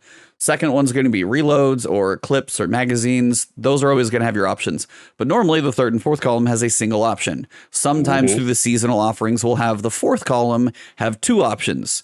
Time lost weapons have the third and the fourth column having 2 options. So your chances at better rolls are definitely going to be a lot higher. Yep. But before we get into that idea, complete Vault of Glass challenges in master difficulty of the activity, and you will be rewarded. Each week will feature a specific time loss weapon for you to hunt, rotating alongside the available challenge. Once you've earned a time loss weapon, you may purchase an additional roll from the chest at the end of the raid on master difficulty. Using Spoils of Conquest, God knows how pricey those are going to be. Note that they will be pricier.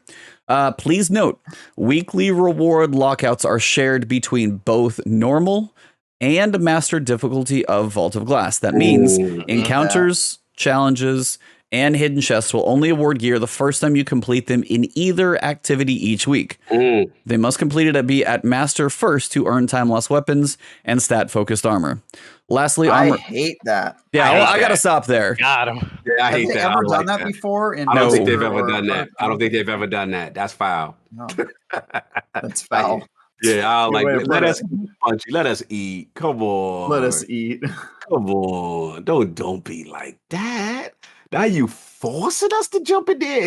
And if you don't, if you did it, so that means you did the normal for the week, and then you decide to bump up the challenge and you get nothing. Correct. You're out of luck.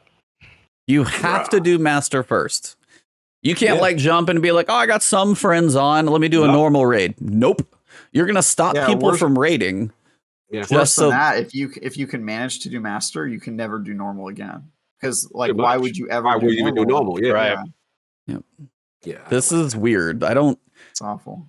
This is one of those times where I wonder, like, they really are forcing a stretch here. They're really spacing it out. Yeah, they're time gating everything. Can you imagine, like, hey, what's the ones you're gonna want? Fatebringer?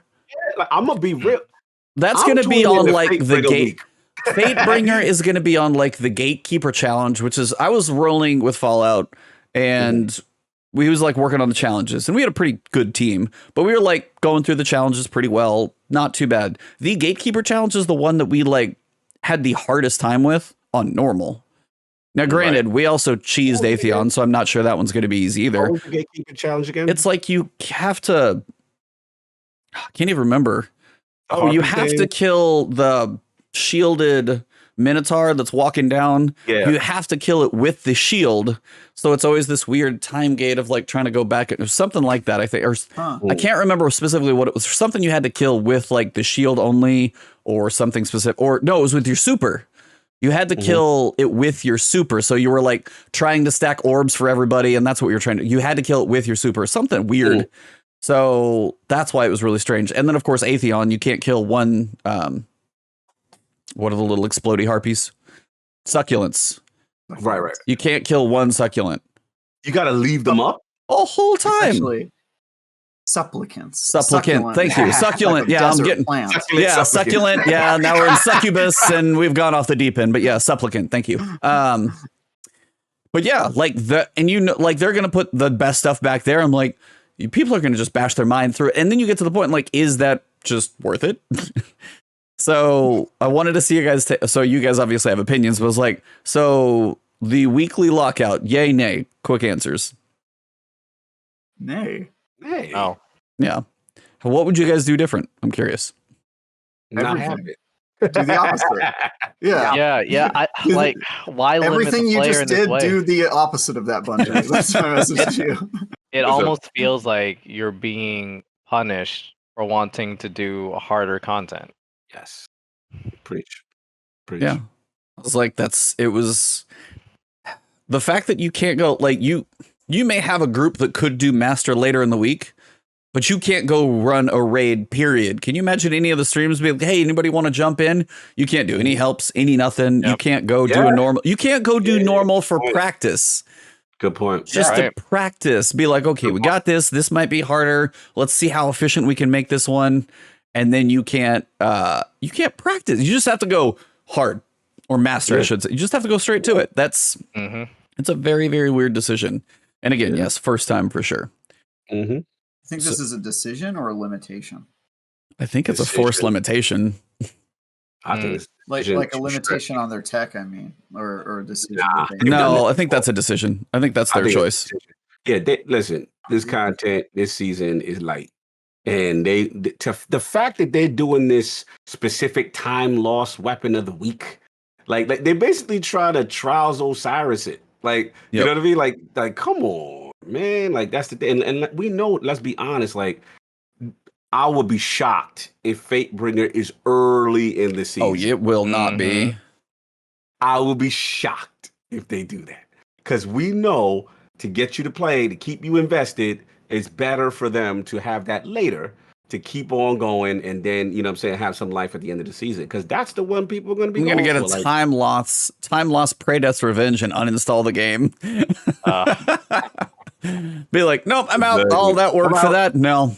And you can't even just beat master. You have to do the challenge. You have to do the challenge. Have to do the challenge. Like, so you have to do the hardest possible thing just to get a weapon with like double drops. It's not like it's better. It's not like it does any more damage. It's not like it's going to have a higher stat.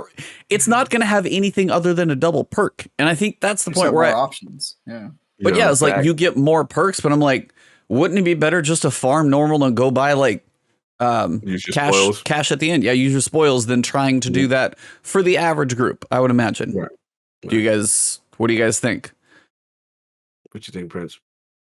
Yeah, like what Ebontis said, I think that for this philosophy on limiting the player in such a way for harder content, not even for a guarantee on something really good or anything that's going to break the game if you get it, not to mention for those people who may still be hunting or say like Vex from this dungeon and they want to do the master difficulty, the drop rate doesn't change. It's still going to be whatever it is now, even when doing the challenge on top of the master. And someone in the chat even mentioned this hits Sherpas really hard because now what are you going to do? Yeah, this hit Sherpas hard. They didn't think that part through. Shout out to Back for that. He being evil. He said they're going to put, for Solstice, they're going to put a master raid as a requirement to master with a piece of Solstice armor. Oh my God.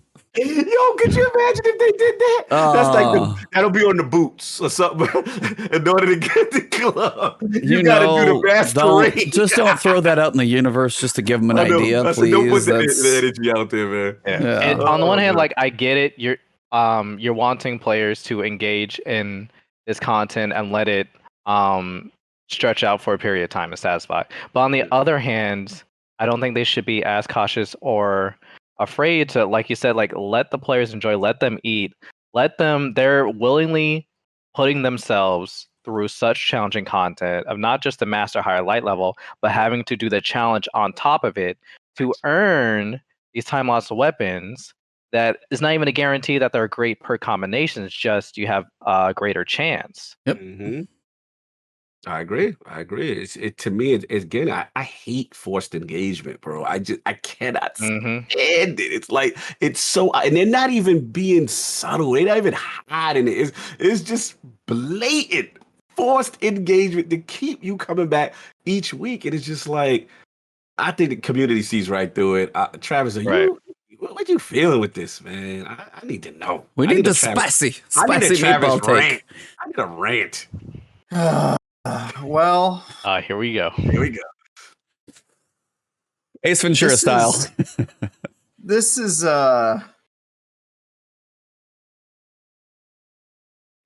he can't even muster the effort. It's not worth it. It's like, wordless. What? I'm putting as much effort into this rant as Bungie does into their content. We love you guys, but yeah. Yeah, no, Bungie, love you. You made a great game. I like that you're supporting it. I just wish that there was Destiny's biggest problem is that it lacks content. That's always been its thing. Like people always put like, I've been on lots of shows and they'll always ask me like, oh, so what could you change if you could change one thing about Destiny? And to me, it's like, obviously, the thing that everyone actually wants to change about Destiny, yeah, there's like problems with leveling, there's problems with loot, and there's problems with story and all this other stuff. But the actual problem of Destiny is that I don't think it either wasn't designed to be played every single day, at least in its original inception, or it was designed to do that, and they underestimated by a lot how much work it's actually going to take to do that. And so the biggest problem with Destiny has always been that they just don't have enough content. And it's not really a solvable problem. You can't just like throw bodies at it and have like 9 studios, thousands of people working on Destiny to make sure that there's enough content where you'll play every day and not get bored. But at a certain point, the amount of stretching that they do, especially before a large content release like this one that they're behind on because they did a delay. I don't even want to think about what it's going to be like next. We talking this fall and next winter. Oh my god, get your dude! Iron Banner out every other week. Yeah, dude. There's gonna be so many Iron Banners, and I just Iron Banner 72.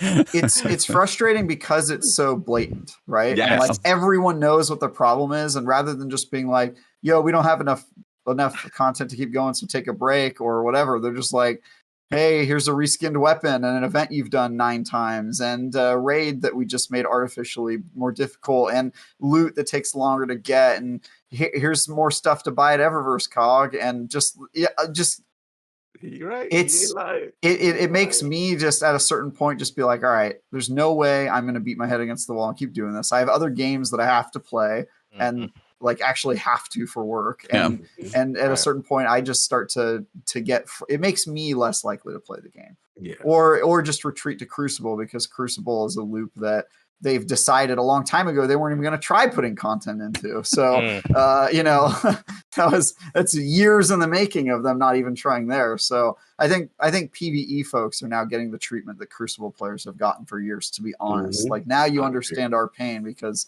slightly they got mapped. Yeah, that's true, Cog. We have it way worse. We got way worse over here. We struggling out here. Yeah, we're over here watching our own developers out here with another girl working on a different game. You know what I mean? And we're just sitting there like, but what about us? Have you forgotten? Have you forgotten us? Your high school sweethearts. We've been here for you this whole time. So yeah, I'm endlessly frustrated by this, to the point where, you know, if you ask me to just do a rant on it, it's like I don't even know what target to pick. That's why I was flabbergasted at the beginning. It's like like, where do you start with this? This is such a fundamental problem. And by the way, it's not just a problem with Bungie. This is a problem with every single games as a service game. And actually, Bungie is crazy. It's crazy that Bungie is one of the better. They're one of the better companies to deal with this. They're dealing with this better than most companies. They're putting out quality content more often, and a lot of games as a service, either they're not at this level of content. Like, I mean, you could look at any game that Paul Tassi's related with, because he does all the games as a service games. All of them are below Destiny. Avengers does way less. You know, all the other games do. Genshin Impact is way less. But then the games that are games as a service, like Battle Royales, those are the exception to the rule, because they don't require you to make more content.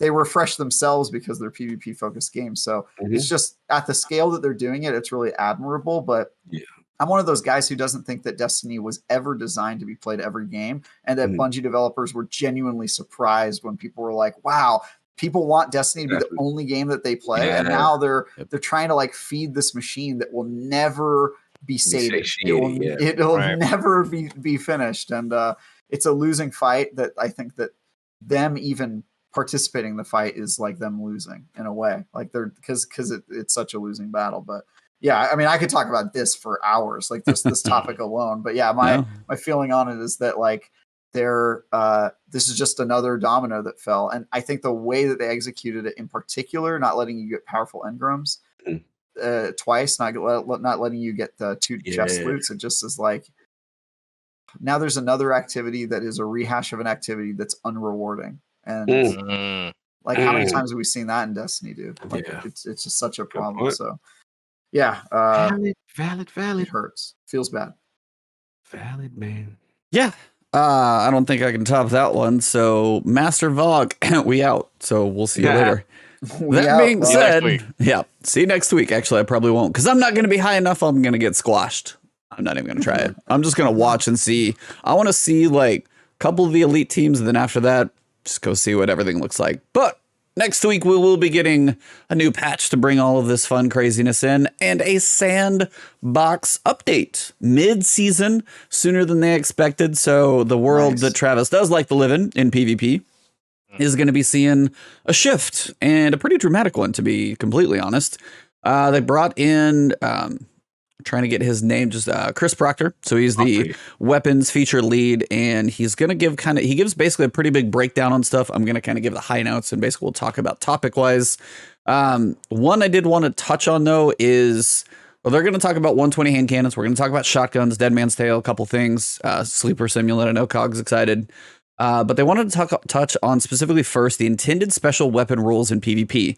And I wanted to kind of go through each of these and see. Yeah, I like that. I want to get a yay or nay from you guys if you agree that these are the roles that they should be in, or if there's any wording in here you don't agree with. So first one, sniper rifles, engaging at long range with aiming skill when not already under fire.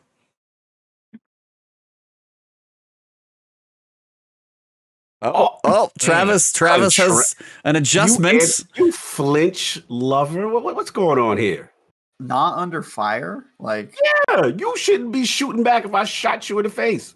You played Halo? No scope, man. Come on. It's snapshot. Come on. So here's the thing. I just there are too many weapons that can flinch you. And I play Halo, so like that game, you get de-scoped if you get shot while you're in a sniper rifle. Yeah. But you can still, while under fire, kind of move to the left and right, dodge around them, and then scope in for a second and shoot at them. So I get what they're saying, and maybe they're saying like if you currently are getting hit, you shouldn't be able to hit them. Yes, that's totally fine. But I feel like part of the fantasy of a sniper rifle, at least to me in video games, and obviously this isn't true of how sniper rifles are used in real life. In real life, you're like laying on the ground for like an hour, right? That's the battlefield sniper rifles. What that is in video games, the fantasy is that like somebody's messing you up, and you turn around, and if you have the skill and speed, you can just like zip in and just take them out right away. And I think listen to Halo announce no scope. That's the Halo talking right here. Snapshot. That's what it says when you do it. But yeah, like video game guns never function like they do in act. Like in Halo, the most hilarious thing to me is that assault rifles are short range weapons and pistols are long range. Long range weapons. Yeah, that's the exact opposite of what it's supposed to be like. Yeah, but Destiny has stupid stuff like that too. Yeah. So. Fair enough. Basically, he agreed. He just wanted no scope. Continue. Yep.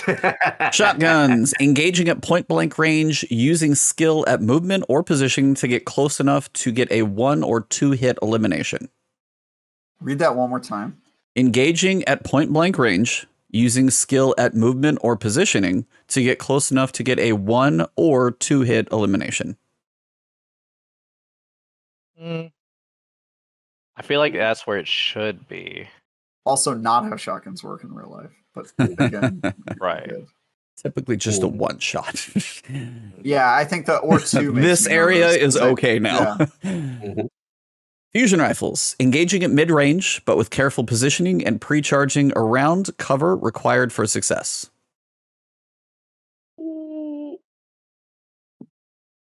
One more time. I'm gonna go with Cog on that one. Engaging at mid range, but with careful positioning and pre-charging around cover required for success. I got 2 thumbs down. Okay. What would you guys change? I'm playing moderator right now. What would you guys change? I like this. Go ahead, Prince. See what's up. I guess for me with fusion rifles, I never had this thought that when I'm using a fusion rifle, I have to essentially anticipate where the enemy's going to be around the corner every single time to be successful. I feel like fusion rifles, you have that room to where even if you're caught in a gunfight already, you have a chance of still succeeding if you have the skill to place all of your shots. Yeah, I'm with that. I don't like the verbiage of around cover. Right. So basically, you're telling me, you're implying the weapon is useless without any bit of hiding and hide and go seek play. You know what I mean? And I don't like that verbiage. I think that, like I said, I mean, if the time to kill on the gun is that I'm facing against is higher, then yeah, if we're going head to head, then I should die, right? But if I move around in opposition, right, and I'm able to get all those bolts off at what is it? They're saying mid range, mid range. Then hey, I should be rewarded too. You know what I mean? So it's a risk reward, because if you're gonna get hit if you go head up, right? I think one aspect of play is doing the pre-charging and hiding and being sneaky and doing that's one aspect, but I don't like that thought process as the primary way to play, because then basically it just makes, in my opinion, it just makes me not use fusion rifles on a one-on-one fair engagement. You know what I'm saying? And then their map structure is weird. Not all the maps you know what I'm saying, are designed to set up that way. So that's just me. But what do you got, Travis? I'm curious what Travis says. Yeah, I think that I don't think their statement is true. I don't think their statement is wrong. I just don't think that it's the full story of how fusion rifles are used, because at least in my case, most of the time I'm using a fusion rifle, it's because some team is just being like cocky apes and they're like running at me trying to get that one hit kill. And then you do the backtrack. And I'm using fusion rifles to keep my distance. Yeah, backtrack boot. Backtrack boot, baby. That's my man. That's how I used to play. Yeah, that's how I set up. So I feel like that sentence could be fine, but they would have to add another sentence to it that says like, controlling the battlefield for people who are trying to make aggressive approaches and stuff like that. It's more like that than it is about like pre-charging. Because for me, I very rarely I'm like, let's just wait around this corner, hard scope, I don't play it that way, and I think that most people I know don't play it that way. But I'm hoping that part of the story. Like Travis is saying, that we're just seeing a part of the story that Bungie, for whatever reason, chose to focus on. I hope that's not where they're trying to train all fusion rifles to live in this space. That if you don't play like this, it's not going to be successful in the environment. Yeah. Trace rifles, strong at close to mid ranges, but at the cost of not being a one-hit elimination, making it possible to be outplayed by skillful primary users. That's a quick thumbs down by Travis. What about you, Sue? It's close range trace rifles. Strong at close to mid ranges is what it says. Close range. That is incredibly wrong. I've never seen anybody pull. You telling me somebody's hip firing a trace rifle? Like literally, I've never seen that. Like to me, trace rifles are like a really bad mid-range weapon and even worse far-range weapon, and I'd never seen them close range. So I truly don't know where trace rifles are supposed to be in the meta, but if that's their idea, they're way off. Like they have a lot of reworking to do. You're absolutely right with close. I gotta be honest. Trace rifles that I've seen in PvP right now, especially momentum control doesn't count. True, but that's laser tag. That's different. What's the Osiris one? The Trials of Osiris. No. The trace, the one that's exotic. That's damn it, that has the circle bubble and it lets you reload. Come on, chat. The solar one. Yeah. That one is good in PvP. It's just that the ammo economy is bad purposely. It is very dominant and engaged. The time to kill is low. Trust me what I'm telling you. But I'm with Travis that, not close range. I think they should switch that to mid to long range. Prometheus lens, yeah. Prometheus lens, bro. I was getting handled with a dude that was using. I was like, damn, traces are because this the season they brought the economy scavengers, back. so you can have a crap ton of ammo. Yep. Yeah. Trust me, y'all. It's criminally underrated. Try it. It's not. It's something. But I will say, just the close part. No. But at close range, do they use it at close range? No, they would never use it at close range. No, you're absolutely right. Not close range, mid range. You know what I'm saying? Mid to mid range. That's what they were doing it. And then the spiciest topic of all. Not even close, but we'll have some fun.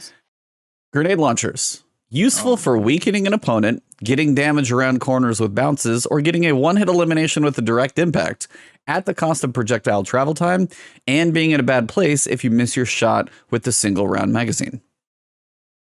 I actually agree with this one.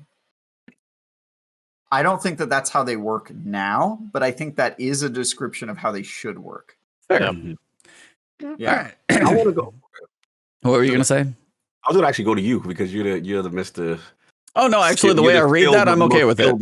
Yeah, okay. I was like, I actually gave a thumbs up on that one because that was the one I actually care about the most because, granted, I crutch on them hard and people are going to be like, noob tube all day long. I mean, you can honestly, like, you listen to Firing Range and Drewski absolutely hates him. Some people are okay with it. Everybody has different opinions on how they are.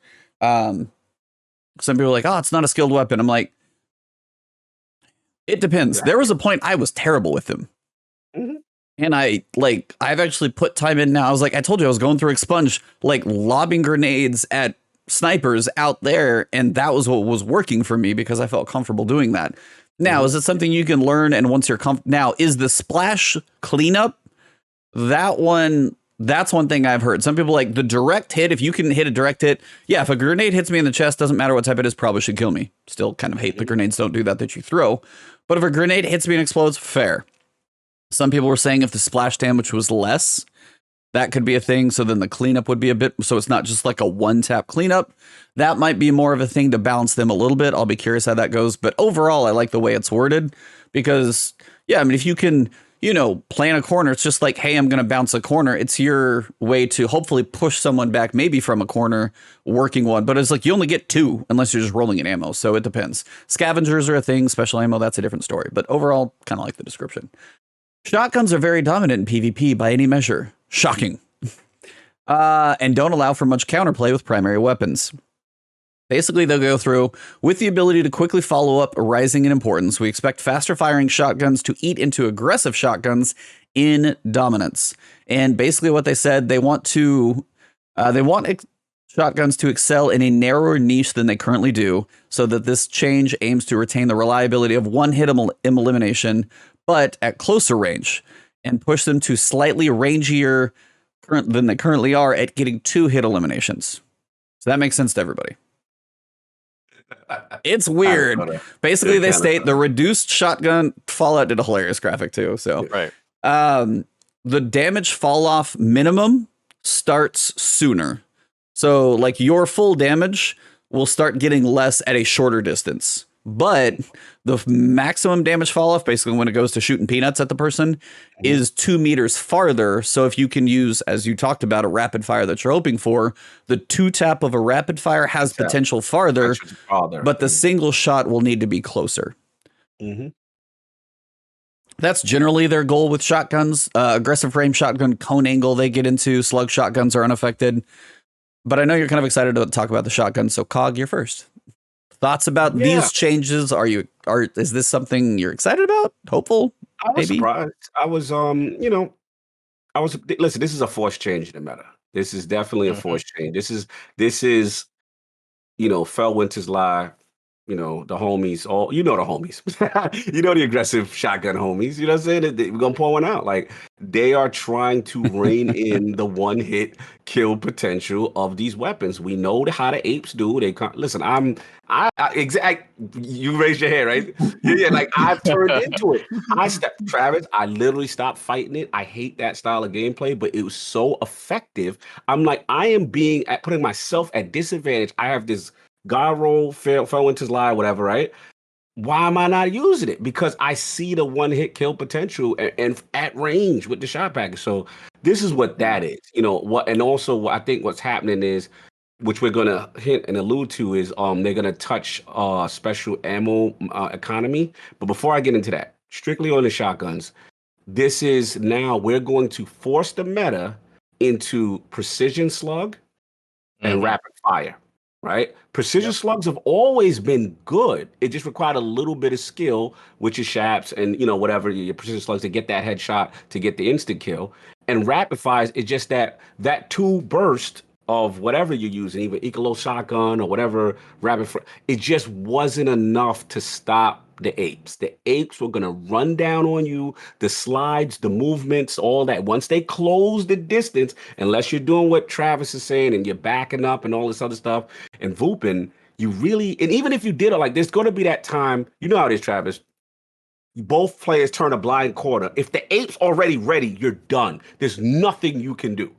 Right? So that's what this is now. It's like they're just going to make it where it's only those type of scenarios where you're really on top of each other, where that's going to be effective, and they're going to take the other weapons and put that in consideration. Surprisingly, I don't have too much of a problem with it. I understand the frustration. I understand people with the God rolls, aggressives, they're going to be mad. They're not going to like this at all. But I don't have too much of a problem, only because it's such a dominant thing. It was the only way to win, in my opinion. So I'm okay with this one overall. You know what I'm saying? But I'm curious to see what you guys, your experience, with it, especially. Yeah. I'm sorry. Prince. This and another change that's mentioned later had me. Yeah, he agrees. That's fine. I got wolves. You're good. Yeah. Had me going. It's about time to be The rest of the world feels like Prince. Sorry, continue, Prince. Yeah, it's about time, because, like you said, it doesn't matter what level of play. I feel like within PvP, this style of play of running and gunning, aping with shotgun was just everywhere. And with this change, I actually beforehand, during Season of the Chosen, I started experimenting with Chaperone in Crucible. So with slugs coming more and rapid fire coming more into the limelight with the change, I'll definitely be interested in seeing how it evolves. But yeah, I'm glad for this change. I'm ready for it to happen. And props to Bungie of finally cracking down the whip on some of these weapons are out of control. I got to speak to him, man. I see his soul leaving his body. I see the ape dying inside. They're killing his baby. I need to know how he feels about this. I'm Caesar from Planet of the Apes here. Very upset at what's happening to my people. Oh my God. Yeah. How we doing, Kevin? Yeah, so I actually didn't really play an ape style for most of Destiny, but once shotguns became like unavoidable, I just like gave in, and you find yourself screaming, "Oh bullshit!" every time you get killed by a shotgun until you do it, and then you kill like 5 people in a row. And you're just like, what? Yeah, it's like the best feeling ever. I've been on the fun end of the ape equation for quite a while, and I will say this though, it's not changing for me because an ape though I may be, I am a chaperone duality ape. So you're troubled no matter which way you look at you. This actually makes my job better because now I don't have to compete with low skill people who are just using spray and pray shotguns. If I turn a corner and they have a shotgun and it takes them 2 shots, I can line up a shot and get a headshot. So I'm not really in any danger here. I think it's a good change. I think that precision shotguns now you have an even more important role, and it allows anybody who still wants to continue to use a shotgun like me just has to hone that skill. So yeah, I think this is a net good. I'm not going to miss low skill players ending up with more kills than they should have just because they've gotten exploit or whatever. So yeah, I'm going to stick with I was going to say duality has actually been my go-to because of its multifunctional use, but now I got to give props though. I love the duality reference that people don't understand. That weapon is super powerful and effective in the right hands. Continue, sir. Continue. But now it's not going to be COG because its main advantage was that it had that dual ability. I mean, it's in the name, and so now it's dual. It's non-scoped ability is going to take 2 shots. You're never going to use that if with it as valuable as ammo is, especially with it no longer being a 1-hit kill. So I think Chaperone being the better precision weapon and always being it's just gonna, which is unfortunate because Chaperone doesn't have a catalyst and duality does. So I'm sort of waiting for they have to give Chaperone a catalyst, or at least I guess we'll talk later on in the 12. We'll talk about they have another solution for it. Shout out real quick to D Flawless for the raid. Thank you very much for joining us, sir. Shout out D. If you guys listen to this on audio or video, go find D Flawless, TikTok, Twitch, Twitter, doesn't matter. Go listen to that man. He's got some great stuff. The legend. Salute, man. Shout out to the raid too. The other, I was gonna say the other major change, which is probably going to be the bigger shakeup. Aggressive 120 hand cannons were adjusted in Season of the Splicer, but this didn't make enough of a difference. We believe that they're still too rangy and benefit way too much from a small damage buff. It's a bit tricky because they're now not too much different from their pre-Beyond Light form, but people have latched onto their ease of 2-tapping or ease of 2 and 2-tapping potential since Beyond Light. With this change, we expect other primaries to become viable where previously 120s ate their lunch. Adaptive hand cannons, pulses, scouts, autos, while allowing 120s to keep the advantage of hard-hitting peek and shoot. So they're reducing precision damage multiplier from 1.8 to 1.6. Basically, it prevents Rampage level 1 from 2-tapping. Reduced aim assist minimum fall off distance by 1 to 2 meters, depending on the range stat, and reduced damage minimum fall off. So they're going to be a little less range. Doesn't sound like a ton, but the 2-tap potential is going to be much, much harder to get a hold of, which is hopefully better. If you should at least, 3-tapping feels like a reasonable time to kill. Does make them a little more, but it is probably going to make stuff like 140s a lot more potent. Who's got the craziest thoughts on this one? Because this is going to really, hand cannons are everywhere, especially 120s, which are big. So what do you guys think is going to be any up and comers? Obviously, we know 120s are going to get a shake up. I know Travis had like 6 thumbs up over here. So what do you got first, sir? I'll go to you. Yeah, this is great, man. I think, so I'm on the opposite end of this, where like I don't typically use hand cannons because I use shotguns, and they don't go together super well. So at least in my play style. So Right. I get killed by a lot of hand cannons where I'm just like, God, dude, that guy was so far away and he two-tapped me. Like, how is that possible? And it's very frustrating. So yeah, I think this is a great change. Hopefully there will be more medium and long range, because I'm okay getting into a long range, scout rifle or pulse match. But if I'm using a pulse rifle and somebody kills me with a hand cannon, I'm like, come on, man. Pulse This is rifle, ridiculous. that's right. Say it with your chest, baby. Pulse rifle skill. Pulse rifle skill, baby. That's right. Yeah. And that auto hand cannon from deep. Continue. Sir. Yes, yeah. So I think just hand cannons have always been too dominant in Destiny. Even when I used them, I used them like back in the Shadowkeep days. I was just a hand cannon main. All my loadouts were for that. But I haven't used it in a while, and it's sort of just more annoying to me in Crucible lately. Yeah. So this is awesome. Yeah, I hope that this time it actually changes things. Yeah, I mean, look, I'm gonna jump in right quick. I think that it is small. I like this change. That's my only issue. I liked when 120s got buffed. Don't get me wrong. I always felt 120, that hard hitting archetype, needed love. The issue I had is exactly what Travis said. Like, it did not feel right when I call it range 3 and farther, right? And I'm getting out-dueled by a hand cannon with this crazy aim assist, and it hits hard. Like, that to me was the double whammy. It's bad enough that the aim assist, but it hits like a truck. So now you got the 2-tap aspect with Rampage.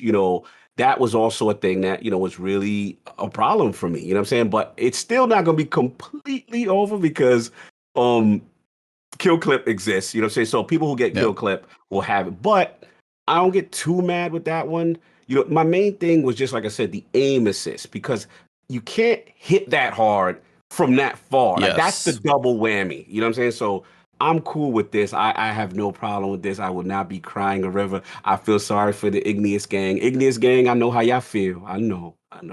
Pour one out. Pour one out. You're going to have to just get into a little closer range. Let scouts and pulses and snipers live out there. Not you. Get your behind in range 2 to 1, and then me and you cool, and I ain't got no problem with the 120 gang. That's fine, man. Mr. Delson, what about you, sir?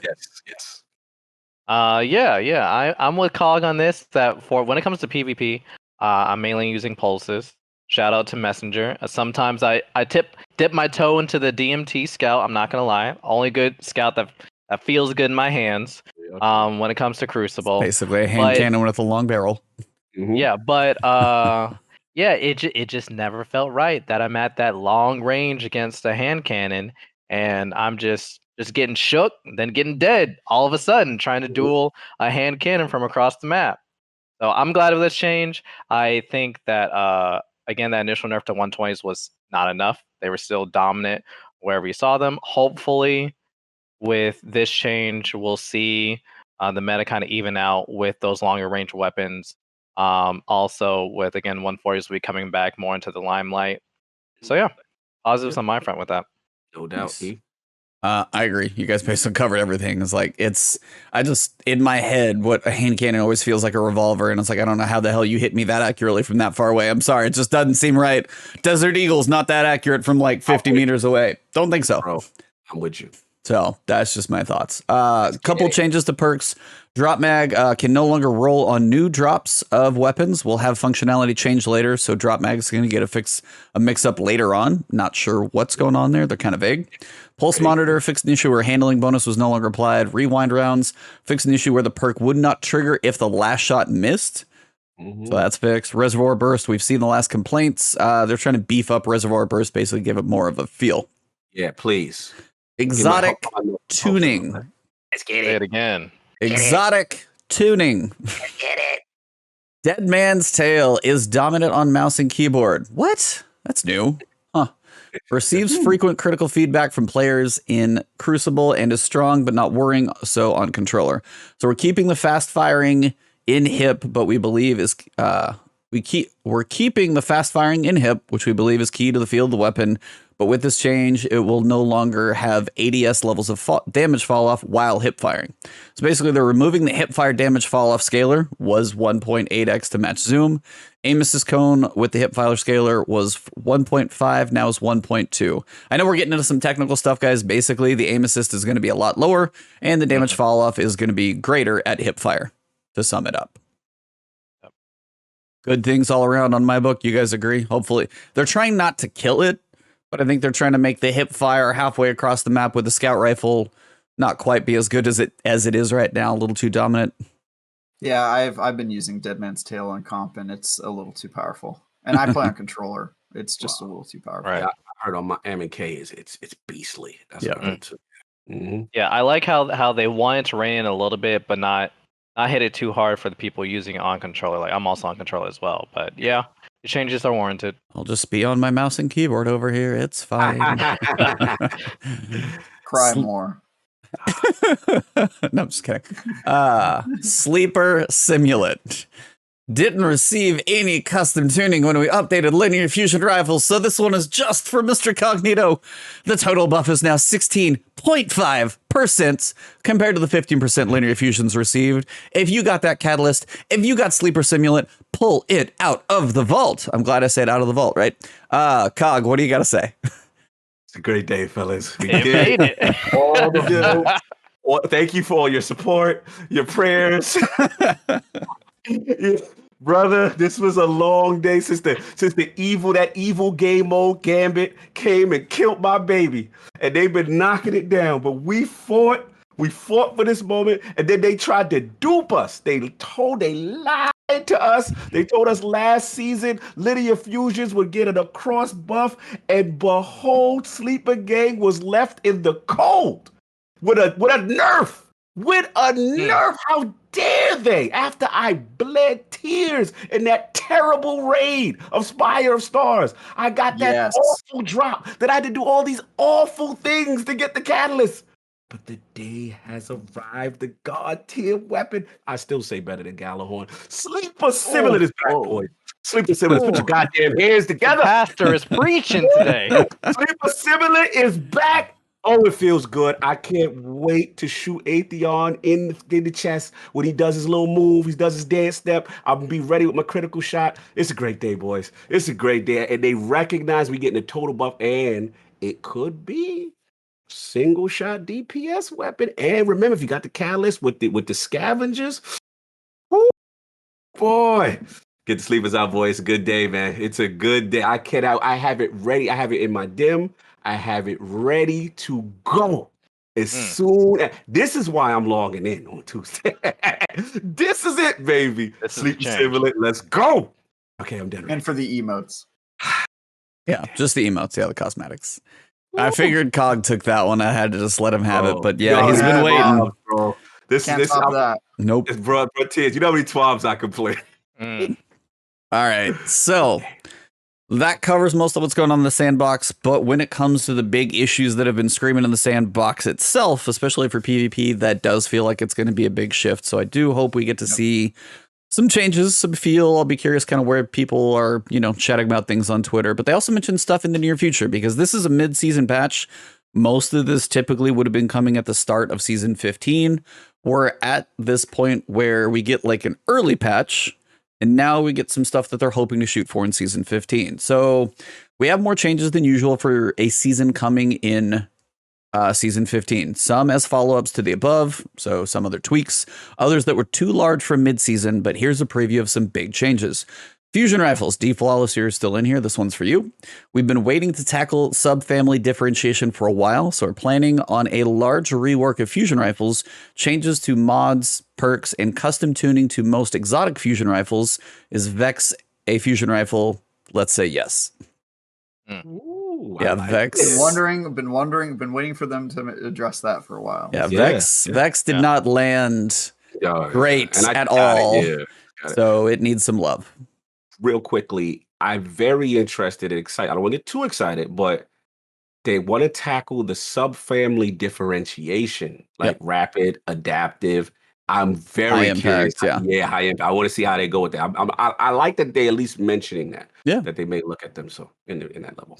My baby, breach load grenade launchers. With the above shotgun changes, we expect other special weapons to increase in usage and believe grenade launchers have the potential to become more frustrating to play against as they become slightly more common. So we're planning a small change that specifically touches priming and cleaning up targets.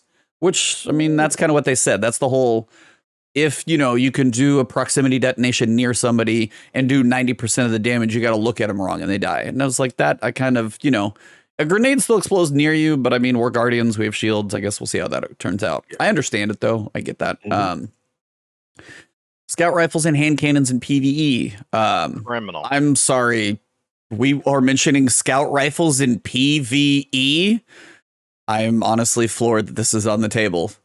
Players have wanted these weapons to be a bit more efficient in PvE for some time. We found that the minor enemies in high-end content take too many shots to kill with these weapons. Thank you. Oh my. How long has this something we've been waiting? Can't sit in the bat and plink away too long and then finally, man. About time. It's about time. I'm sitting on a, what's that raid? Posterity. I got this great posterity roll. And I'm just like, why doesn't this thing hit harder, man? Same thing. Like, there's so many weapons, hand cannons, and scouts that you're like, I should be struggling with the red bars to clean them up. Like, I was even going through like Lost Sector. There was just like goblins, and I'm shooting them with my night watch, and I'm like, one. And this is 1310, by the way. 1, 2, 3, like 5 shots on a goblin. I'm like, yeah, I agree. I still should be hitting you a little harder. Anyway, so that's big. Machine guns in PvE. We've been waiting on this too. Machine guns right now outside of Xenophage are useless in most things. You go in there and you're like, oh, let me melt a champion. If you got Xenophage, you should switch. Yeah. Xeno's only good because it's a sniper. Pretty much. Right. Yeah. Right.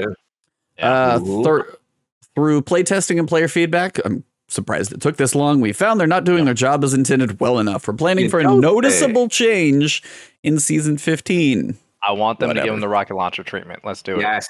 Boys, yes. Can we get hopeful? Can we get hopeful for Thunderlord? Can we get some Thunderlord? Oh, dude, I'd love to see I'd love to pull out Thunderlord come back. Yeah, man. I miss Thunderlord.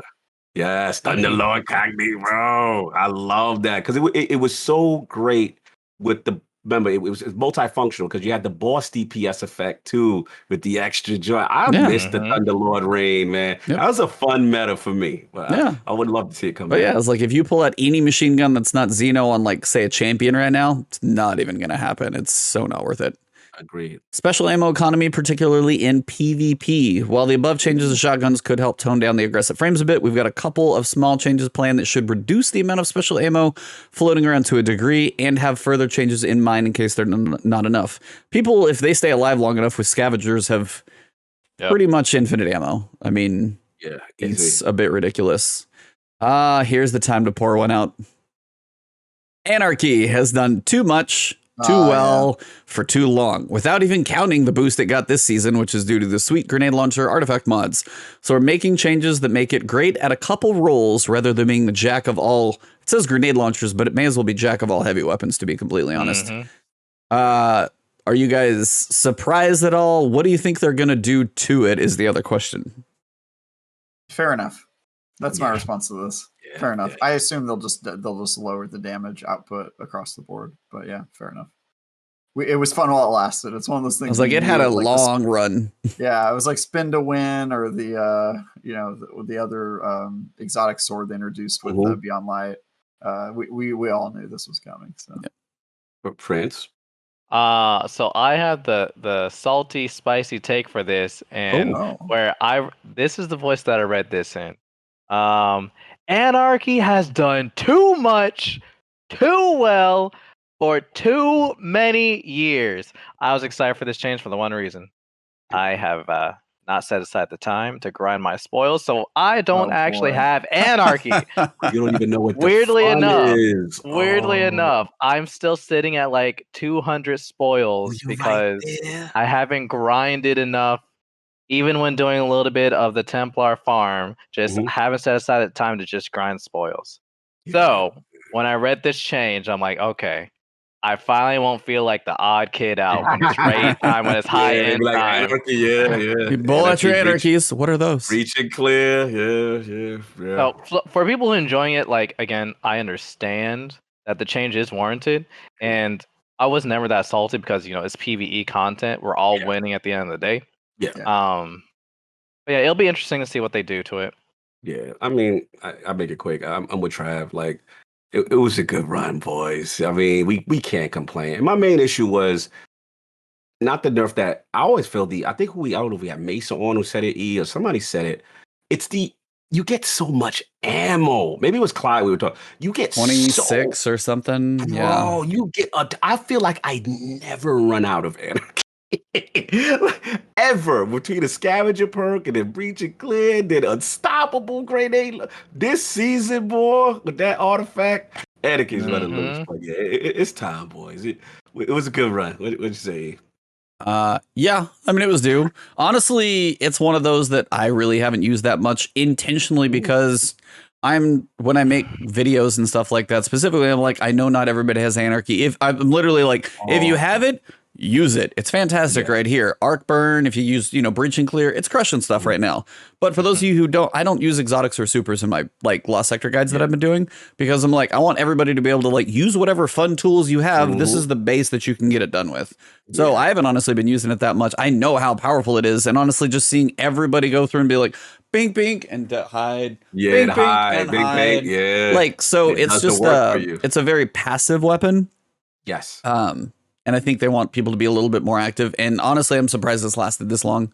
As much work as it does, as much as you can put 2 shots of it and then move over to something else, like, it was double anarchy and then snipers or however it's been. We're finally getting to a point to where it's, they're trying to make a big shift, and anarchy out of the heavy slot will definitely move some things around. Final one. Breach and clear, great season to go out on. Yeah, I was like, it went out in a blaze. It got its heyday for sure.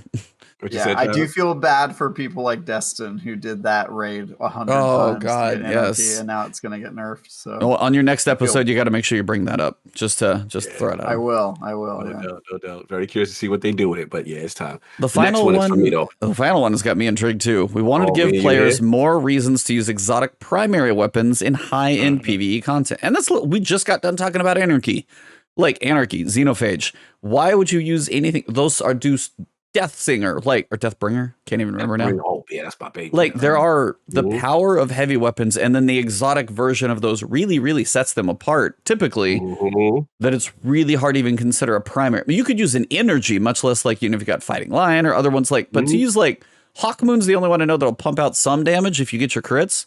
But I mean, am I going to go use, what's the one with Cosmology?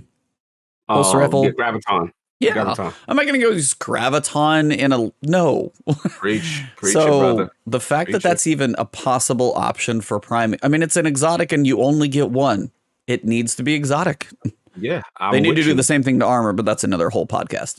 Oh yeah. Now this is the one that intrigued me the most because I felt this way for a long time in Destiny. I feel like there's really less benefit to use any exotic primary in high-end content. You know what I'm saying? And the only one that I remember that I was like, okay, I can use this, effective was probably Outbreak Perfected with the Catalyst because you get a little bit extra DPS with the nanites and stuff like that on single target, bosses. Yep. So that's my thing. I just feel like they really need they got to figure out something with boss DPS on these exotics because there's no reason. I mean, with Deathbringer, Anarchy, like you said, all those Xeno, why would I take that off to put on Sunshot? You know what I'm saying? Like in a raid, or you know what I'm saying? Like you're not gonna do it for the most part unless it's very specific scenarios where it's a burn and something has a nice cleanup effect or whatever. There are very specific scenarios where you will use it, yes. But for the most part, exotic primaries, I'll shout out to the cars that's going by. It's exotic primaries that you have, like Xenophage. What's the grenade launcher? The one that drops the taken bloop. What's the one? The Horde? Wither Horde. Outbreak Perfected. What other one would you really use in high-end content? I can't really think of that. I mean, and half of those are energy or special anyway. It's special anyway. Yeah, so yeah, special. Yeah, I'm very, very curious about this. I mean, there's not what they do. Yeah, it was like that's one of the biggest ones I'm very curious about. So yeah, you have a lot of potential in primaries, but most of them don't get touched. Yes, sir. So other than that, we've got some patch note previews and stuff you guys can look through. There are some expunge issues that have been there. They're working on fixing those because I can't tell you how many of those floating blocks I've fallen through. That don't work. But other than that, they basically state they'll keep a close eye on special weapons and they'll make more adjustments how they're going to go. They said they're going to have the patch at the start of season 15, and anything from this current mid-season thing might have a mid-season 15 patch to kind of see where things are at or make more adjustments as they're going through. But they are working on the sandbox as substantially as they can, it seems, for now, with the mid-season, then season 15, and then mid-season 15.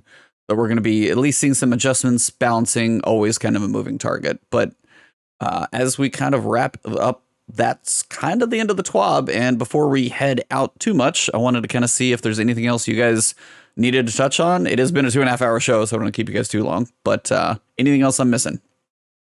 No, I think Within Destiny. yeah, you got it. You know, a very the distant future stuff. Very interesting. Looks like you want to make adjustments to certain things with the special weapon and the economy. I thought that was interesting. I thought the catalyst stuff was interesting. Underused catalyst, and then addressing the fact that if a weapon doesn't have a catalyst, it loses the ability to create orbs. Yes, so that is big. like, yeah, they're working on that. If there's going to be some type of masterwork, some type of a mechanic to address, because that's a big deal. That's a big deal. So I like that they mentioned that. So the future looks bright as far as the sandbox stuff. I agree for the most part. With most of the stuff, I can't really complain. I thought a lot of these changes good. I'm really excited to jump into PvP and the meta on Tuesday. That's why it's hard. Like, I got to do banning because I want the light and I want to at least attempt a couple of the Master VoG stuff. But as far as the sandbox and the changing, I want to see how the meta's going to play out. I'm very excited about that. So yeah, that's what I got. What about you guys? Travis, you're chomping at the bit over there. Ditto. I champing at the bit, actually. Sorry. Champ. I think that's twice I've got us saying wrong, so I'm learning.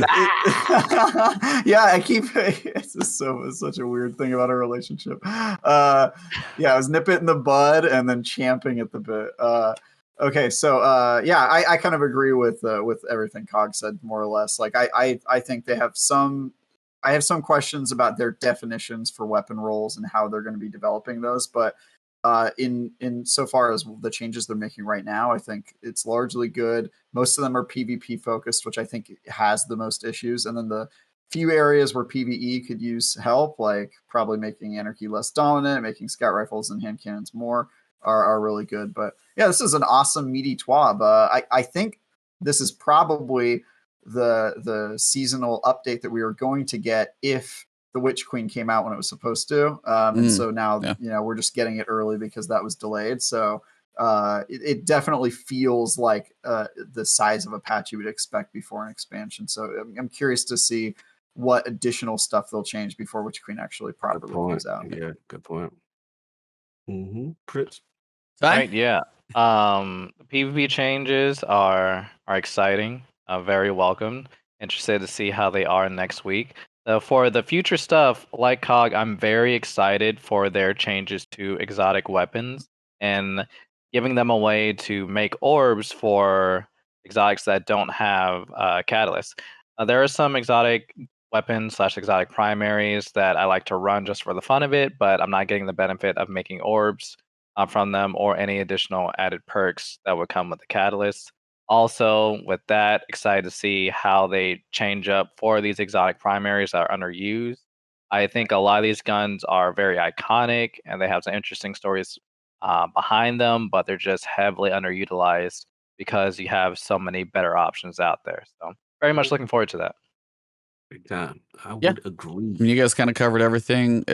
These are always big to see. It's always nice to see where everything settles once all these patch notes hit. What's gonna pop up in the PvP meta if shotguns and stuff come down? When some of these things in the future, what exotics should I look forward to? I mean, Skyburner's Oath is a joke, or I just forgot the pulse rifle again. Graviton Lance. Like certain ones like that, I'm like, man, it hasn't literally been 3 or 4 years since I've used those. To give me a reason to even think about using those, I'm like, could be fun. So again, the catalyst is a way to beef some of those up. But again, as Paul had been asking for forever, I think when he's like, at least let me make orbs. So that's coming too. Right. So there's some nice quality, and just not to force anarchy on everybody will be a good thing as well. So overall, a lot of positive stuff in there. I know it's a lot to kind of work through in this episode, but generally positive things overall. I think generally, and just be curious to see, what comes out of the meta next. Yeah, want to know what the new champ's going to be. What's going to rise up? Yep. I'm very curious. As we wrap up episode number 156, first off, I want to shout out Travis for co-hosting with us. Glad to share the campfire with you, sir. Happy to have you here. Thank you very much. Always. See how often we get to see your face on here. Always a pleasure, though. But before we go, Ty, Mr. Prince Delson, it has been a pleasure having you on, sir. Great to see your Star Wars helmet just shining right there next to you. Couldn't have asked for another co-host to see that one. So the timing was amazing to have you on. It was pretty perfect. But at this point, the floor is kind of yours. Like, where do people find you? What do you like doing? What random hobby you got going on? It's just the floor is yours. Tell people the best places to find, see, interact with you, and all of the above. First of all, Travis, LordCognito, Ebontis, thank you so much for having me around the campfire. It was very great doing that Destiny talk with you all. Very humbling. I appreciate it so much. And for where people can find me, random hobby, I'm doing Kendo right now. So if y'all want to cross swords, but you can find me at twitch.tv/Igneil, IGNEIL. Otherwise, you can find me PrinceDelos on Twitter with the Twitter handle of Prince Igneil. And whenever I get back to doing YouTube videos, I'm PrinceDelos on YouTube. Most of the time, you can catch me writing up articles on lordsgaming.net. I'm writing for there. But yeah, so Twitter, Twitch, when I'm streaming once a week over there, and lordsgaming.net, where you're going to be finding me mainly throughout my week. Nice. Travis, you got anything exciting, which I'm sure you can't discuss? Be like, what are you working on? It's NDA. Yeah, so I'm working on a exclusive IGN preview that will be out later this month. Awesome. Ryan and I are putting that together, so I can't talk about it, but it's a game I'm very excited about. Beautiful. And Nice. Until then, you can find my most recent reviews on IGN.com. I recently reviewed Dungeons and Dragons: Dark Alliance, which I gave a 4 out of 10. Bad. Yeah. So, don't play that game unless you're playing it free on Game Pass, and I'll save yourself some heartache. I do want to really just 60 seconds say, Cog and Ebontis, you guys both know about this, but I recently overcame a personal struggle with my external hard drives. And thought this was gonna be serious for a second. I'm like, no, what's my boy going through? Yeah, I saw the empathy in your eyes, and then it just drained out as soon as I read the hard drives. No, but this actually relates to you guys. So I finally got out of the walls that were closing in on me on my 18 terabyte maximum storage. I am now running at 34 terabytes, which means I'll be able to have thousands of more games installed on my Xbox. But I was thinking to myself, Travis, what are you going to do with your old external hard drives? And so I've decided, Cog and E, I'm going to ship you guys each an 8 terabyte external hard drive to your guys' house, since I don't need them anymore. I'll take it. Because no one should have to uninstall their games. And I stand very strong by this. Wow. I'll take that 8, baby. Let's go. Man, thank you. That's insane. Go. That's crazy. And also, I still can't believe you have 34 terabytes of Xbox space. That's right, baby. That has to be some kind of record somewhere for it is actually the maximum amount you can have on any Xbox. Wow. Yeah, it's the Xbox. What is it made up of? Teddy says 36. 36? So 36 is because some storage hard drives don't let you save on all of the space. So it comes out to about 34 terabytes when all is said and done. But the bytes inside versus the Xbox, bits, all that stuff. Yeah. Yeah, inside the Xbox you have 1 terabyte, and then the 1 terabyte external SSD card you can get, and then you're allowed to have 2 standard spinning disk hard drives. Right. And previously the maximum was each of those drives could only be 8 terabytes. So I bought 2 8 terabyte drives, and I was running it. And then Teddy and I did some research, and we found out that, like, without telling anybody, they increased that to double. So now you can have 2 16 terabyte drives. So I have 2 16 terabyte external drives. And then I had, these 8 terabyte drives sliding around, and I figured, I should thank my friends at Yes. The Last Word for giving me a home after Fire Team Chat is not happening as often as it did. So there you go.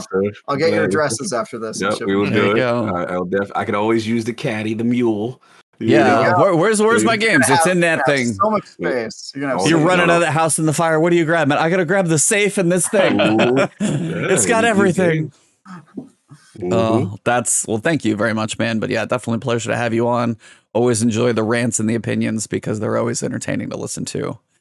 But before we go too far, I wanted to shout out my co-host of a long time, Sir LordCognito.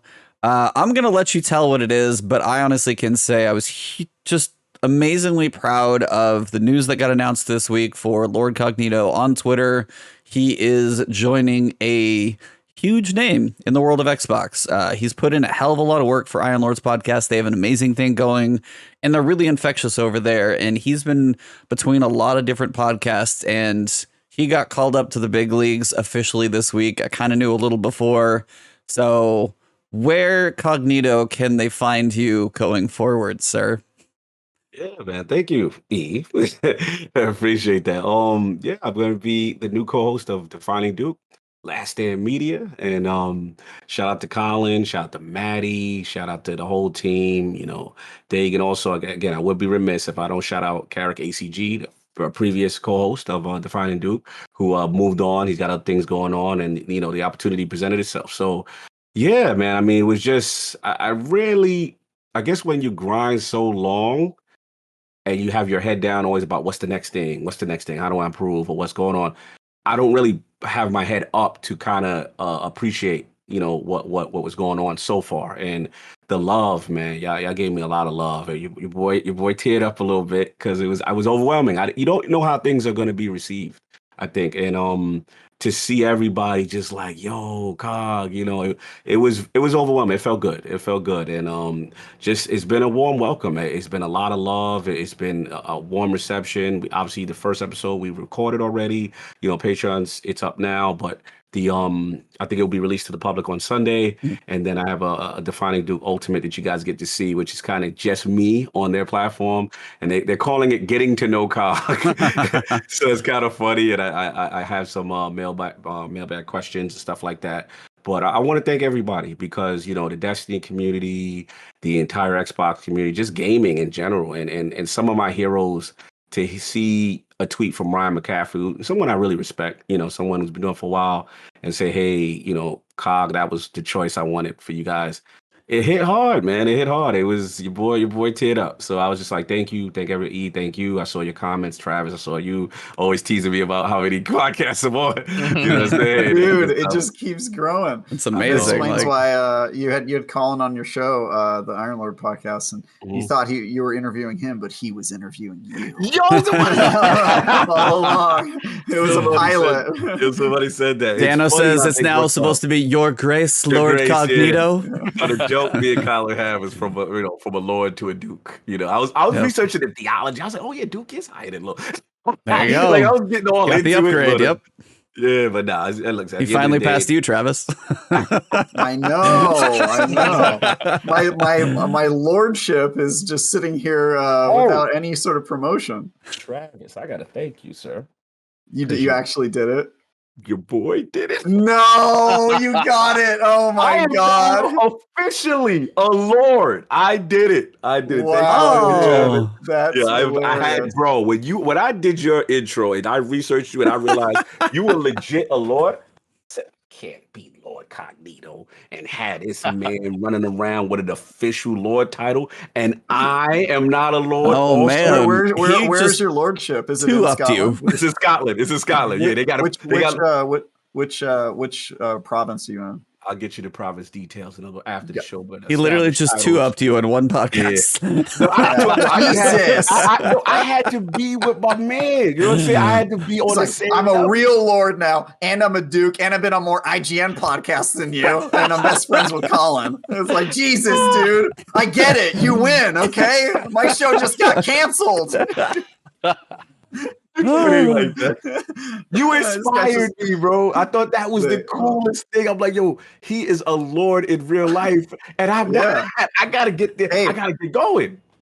We'll have to. So there's like clubs for lords. So now we'll have to we'll have to do limericks together. I'll teach you the rules. Let's go. There's It's Scottish. I need pictures of you two in kilts. Legally, if you get Cog, I don't know if you're married or not, but if you get married, they have to change their name to lady. That has to get added to their name. There's like all these rules. Your kids have to be lords and ladies, and when you die, they inherit your estate, which I assume is like 1 square foot or whatever you did to get it. So, yeah, it's gonna be. Look at Teddy. We thought I'll show the black jacket. Listen, I had to do it. You were an inspiration, brother. That's amazing. Congrats again. I have so much to congratulate you. All to you, man. But nah, dude, it's been a fun week. You know, appreciate the support. Again, just for the record, nothing is changing otherwise. Iron Lord Podcast, lordsofgaming.net continues. And of course, when my man E, that last word continues, man. But thank you all, chat, everybody for love. Fun week. Geek dreams continuing, and just continue to work hard and do great things, man. But thank you for the love. Yeah. E. On that one, I'm just Ebontis everywhere. Pretty simple and easy. I can't follow any of this, so I mean, I am the advanced GG Ebontis. Yes, use code Ebontis. Use code Ebontis. Use promo code because I am now bigger deal. He's pushing that powder, guys. It's best in small lines through the nose. No, I'm just kidding. Yeah, shut. Partnership gone. I do not recommend the dry scoop. I'll be honest. I have done that just for entertainment value. It's not the way to go. One of those pixie where pixie you suck stick on the thing and then you dip it. Fun dip, fun dip, right? Do the fun dip. You could do fun dip, but yeah. Shout out to advanced.gg, Cody Bontis. Please don't hate me. But no, I've actually been jamming on their sour watermelon. It's I love watermelon as like a summer fruit. I could sit there and like cut up a watermelon, eat half of it in like a sitting if I wanted to. So it's just one of those fruits. Yeah.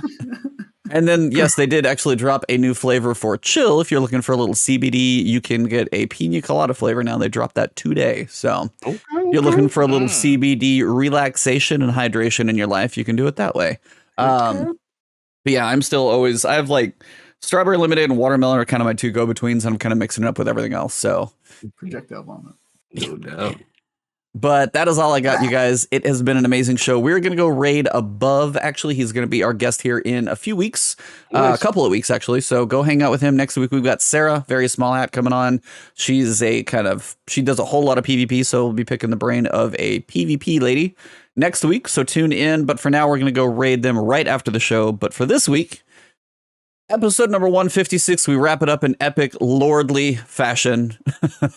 Thank you, Ty. It has been an absolute pleasure. Thank you, baby Yoda. Grogu has been here. Yeah. Spoiler alert to those of you guys. It's been a fun podcast chat. You guys have been amazing. Thank you so much. So for episode number 156, always a pleasure and a delight. Thank you guys. Go follow all of these people. It has been a last word.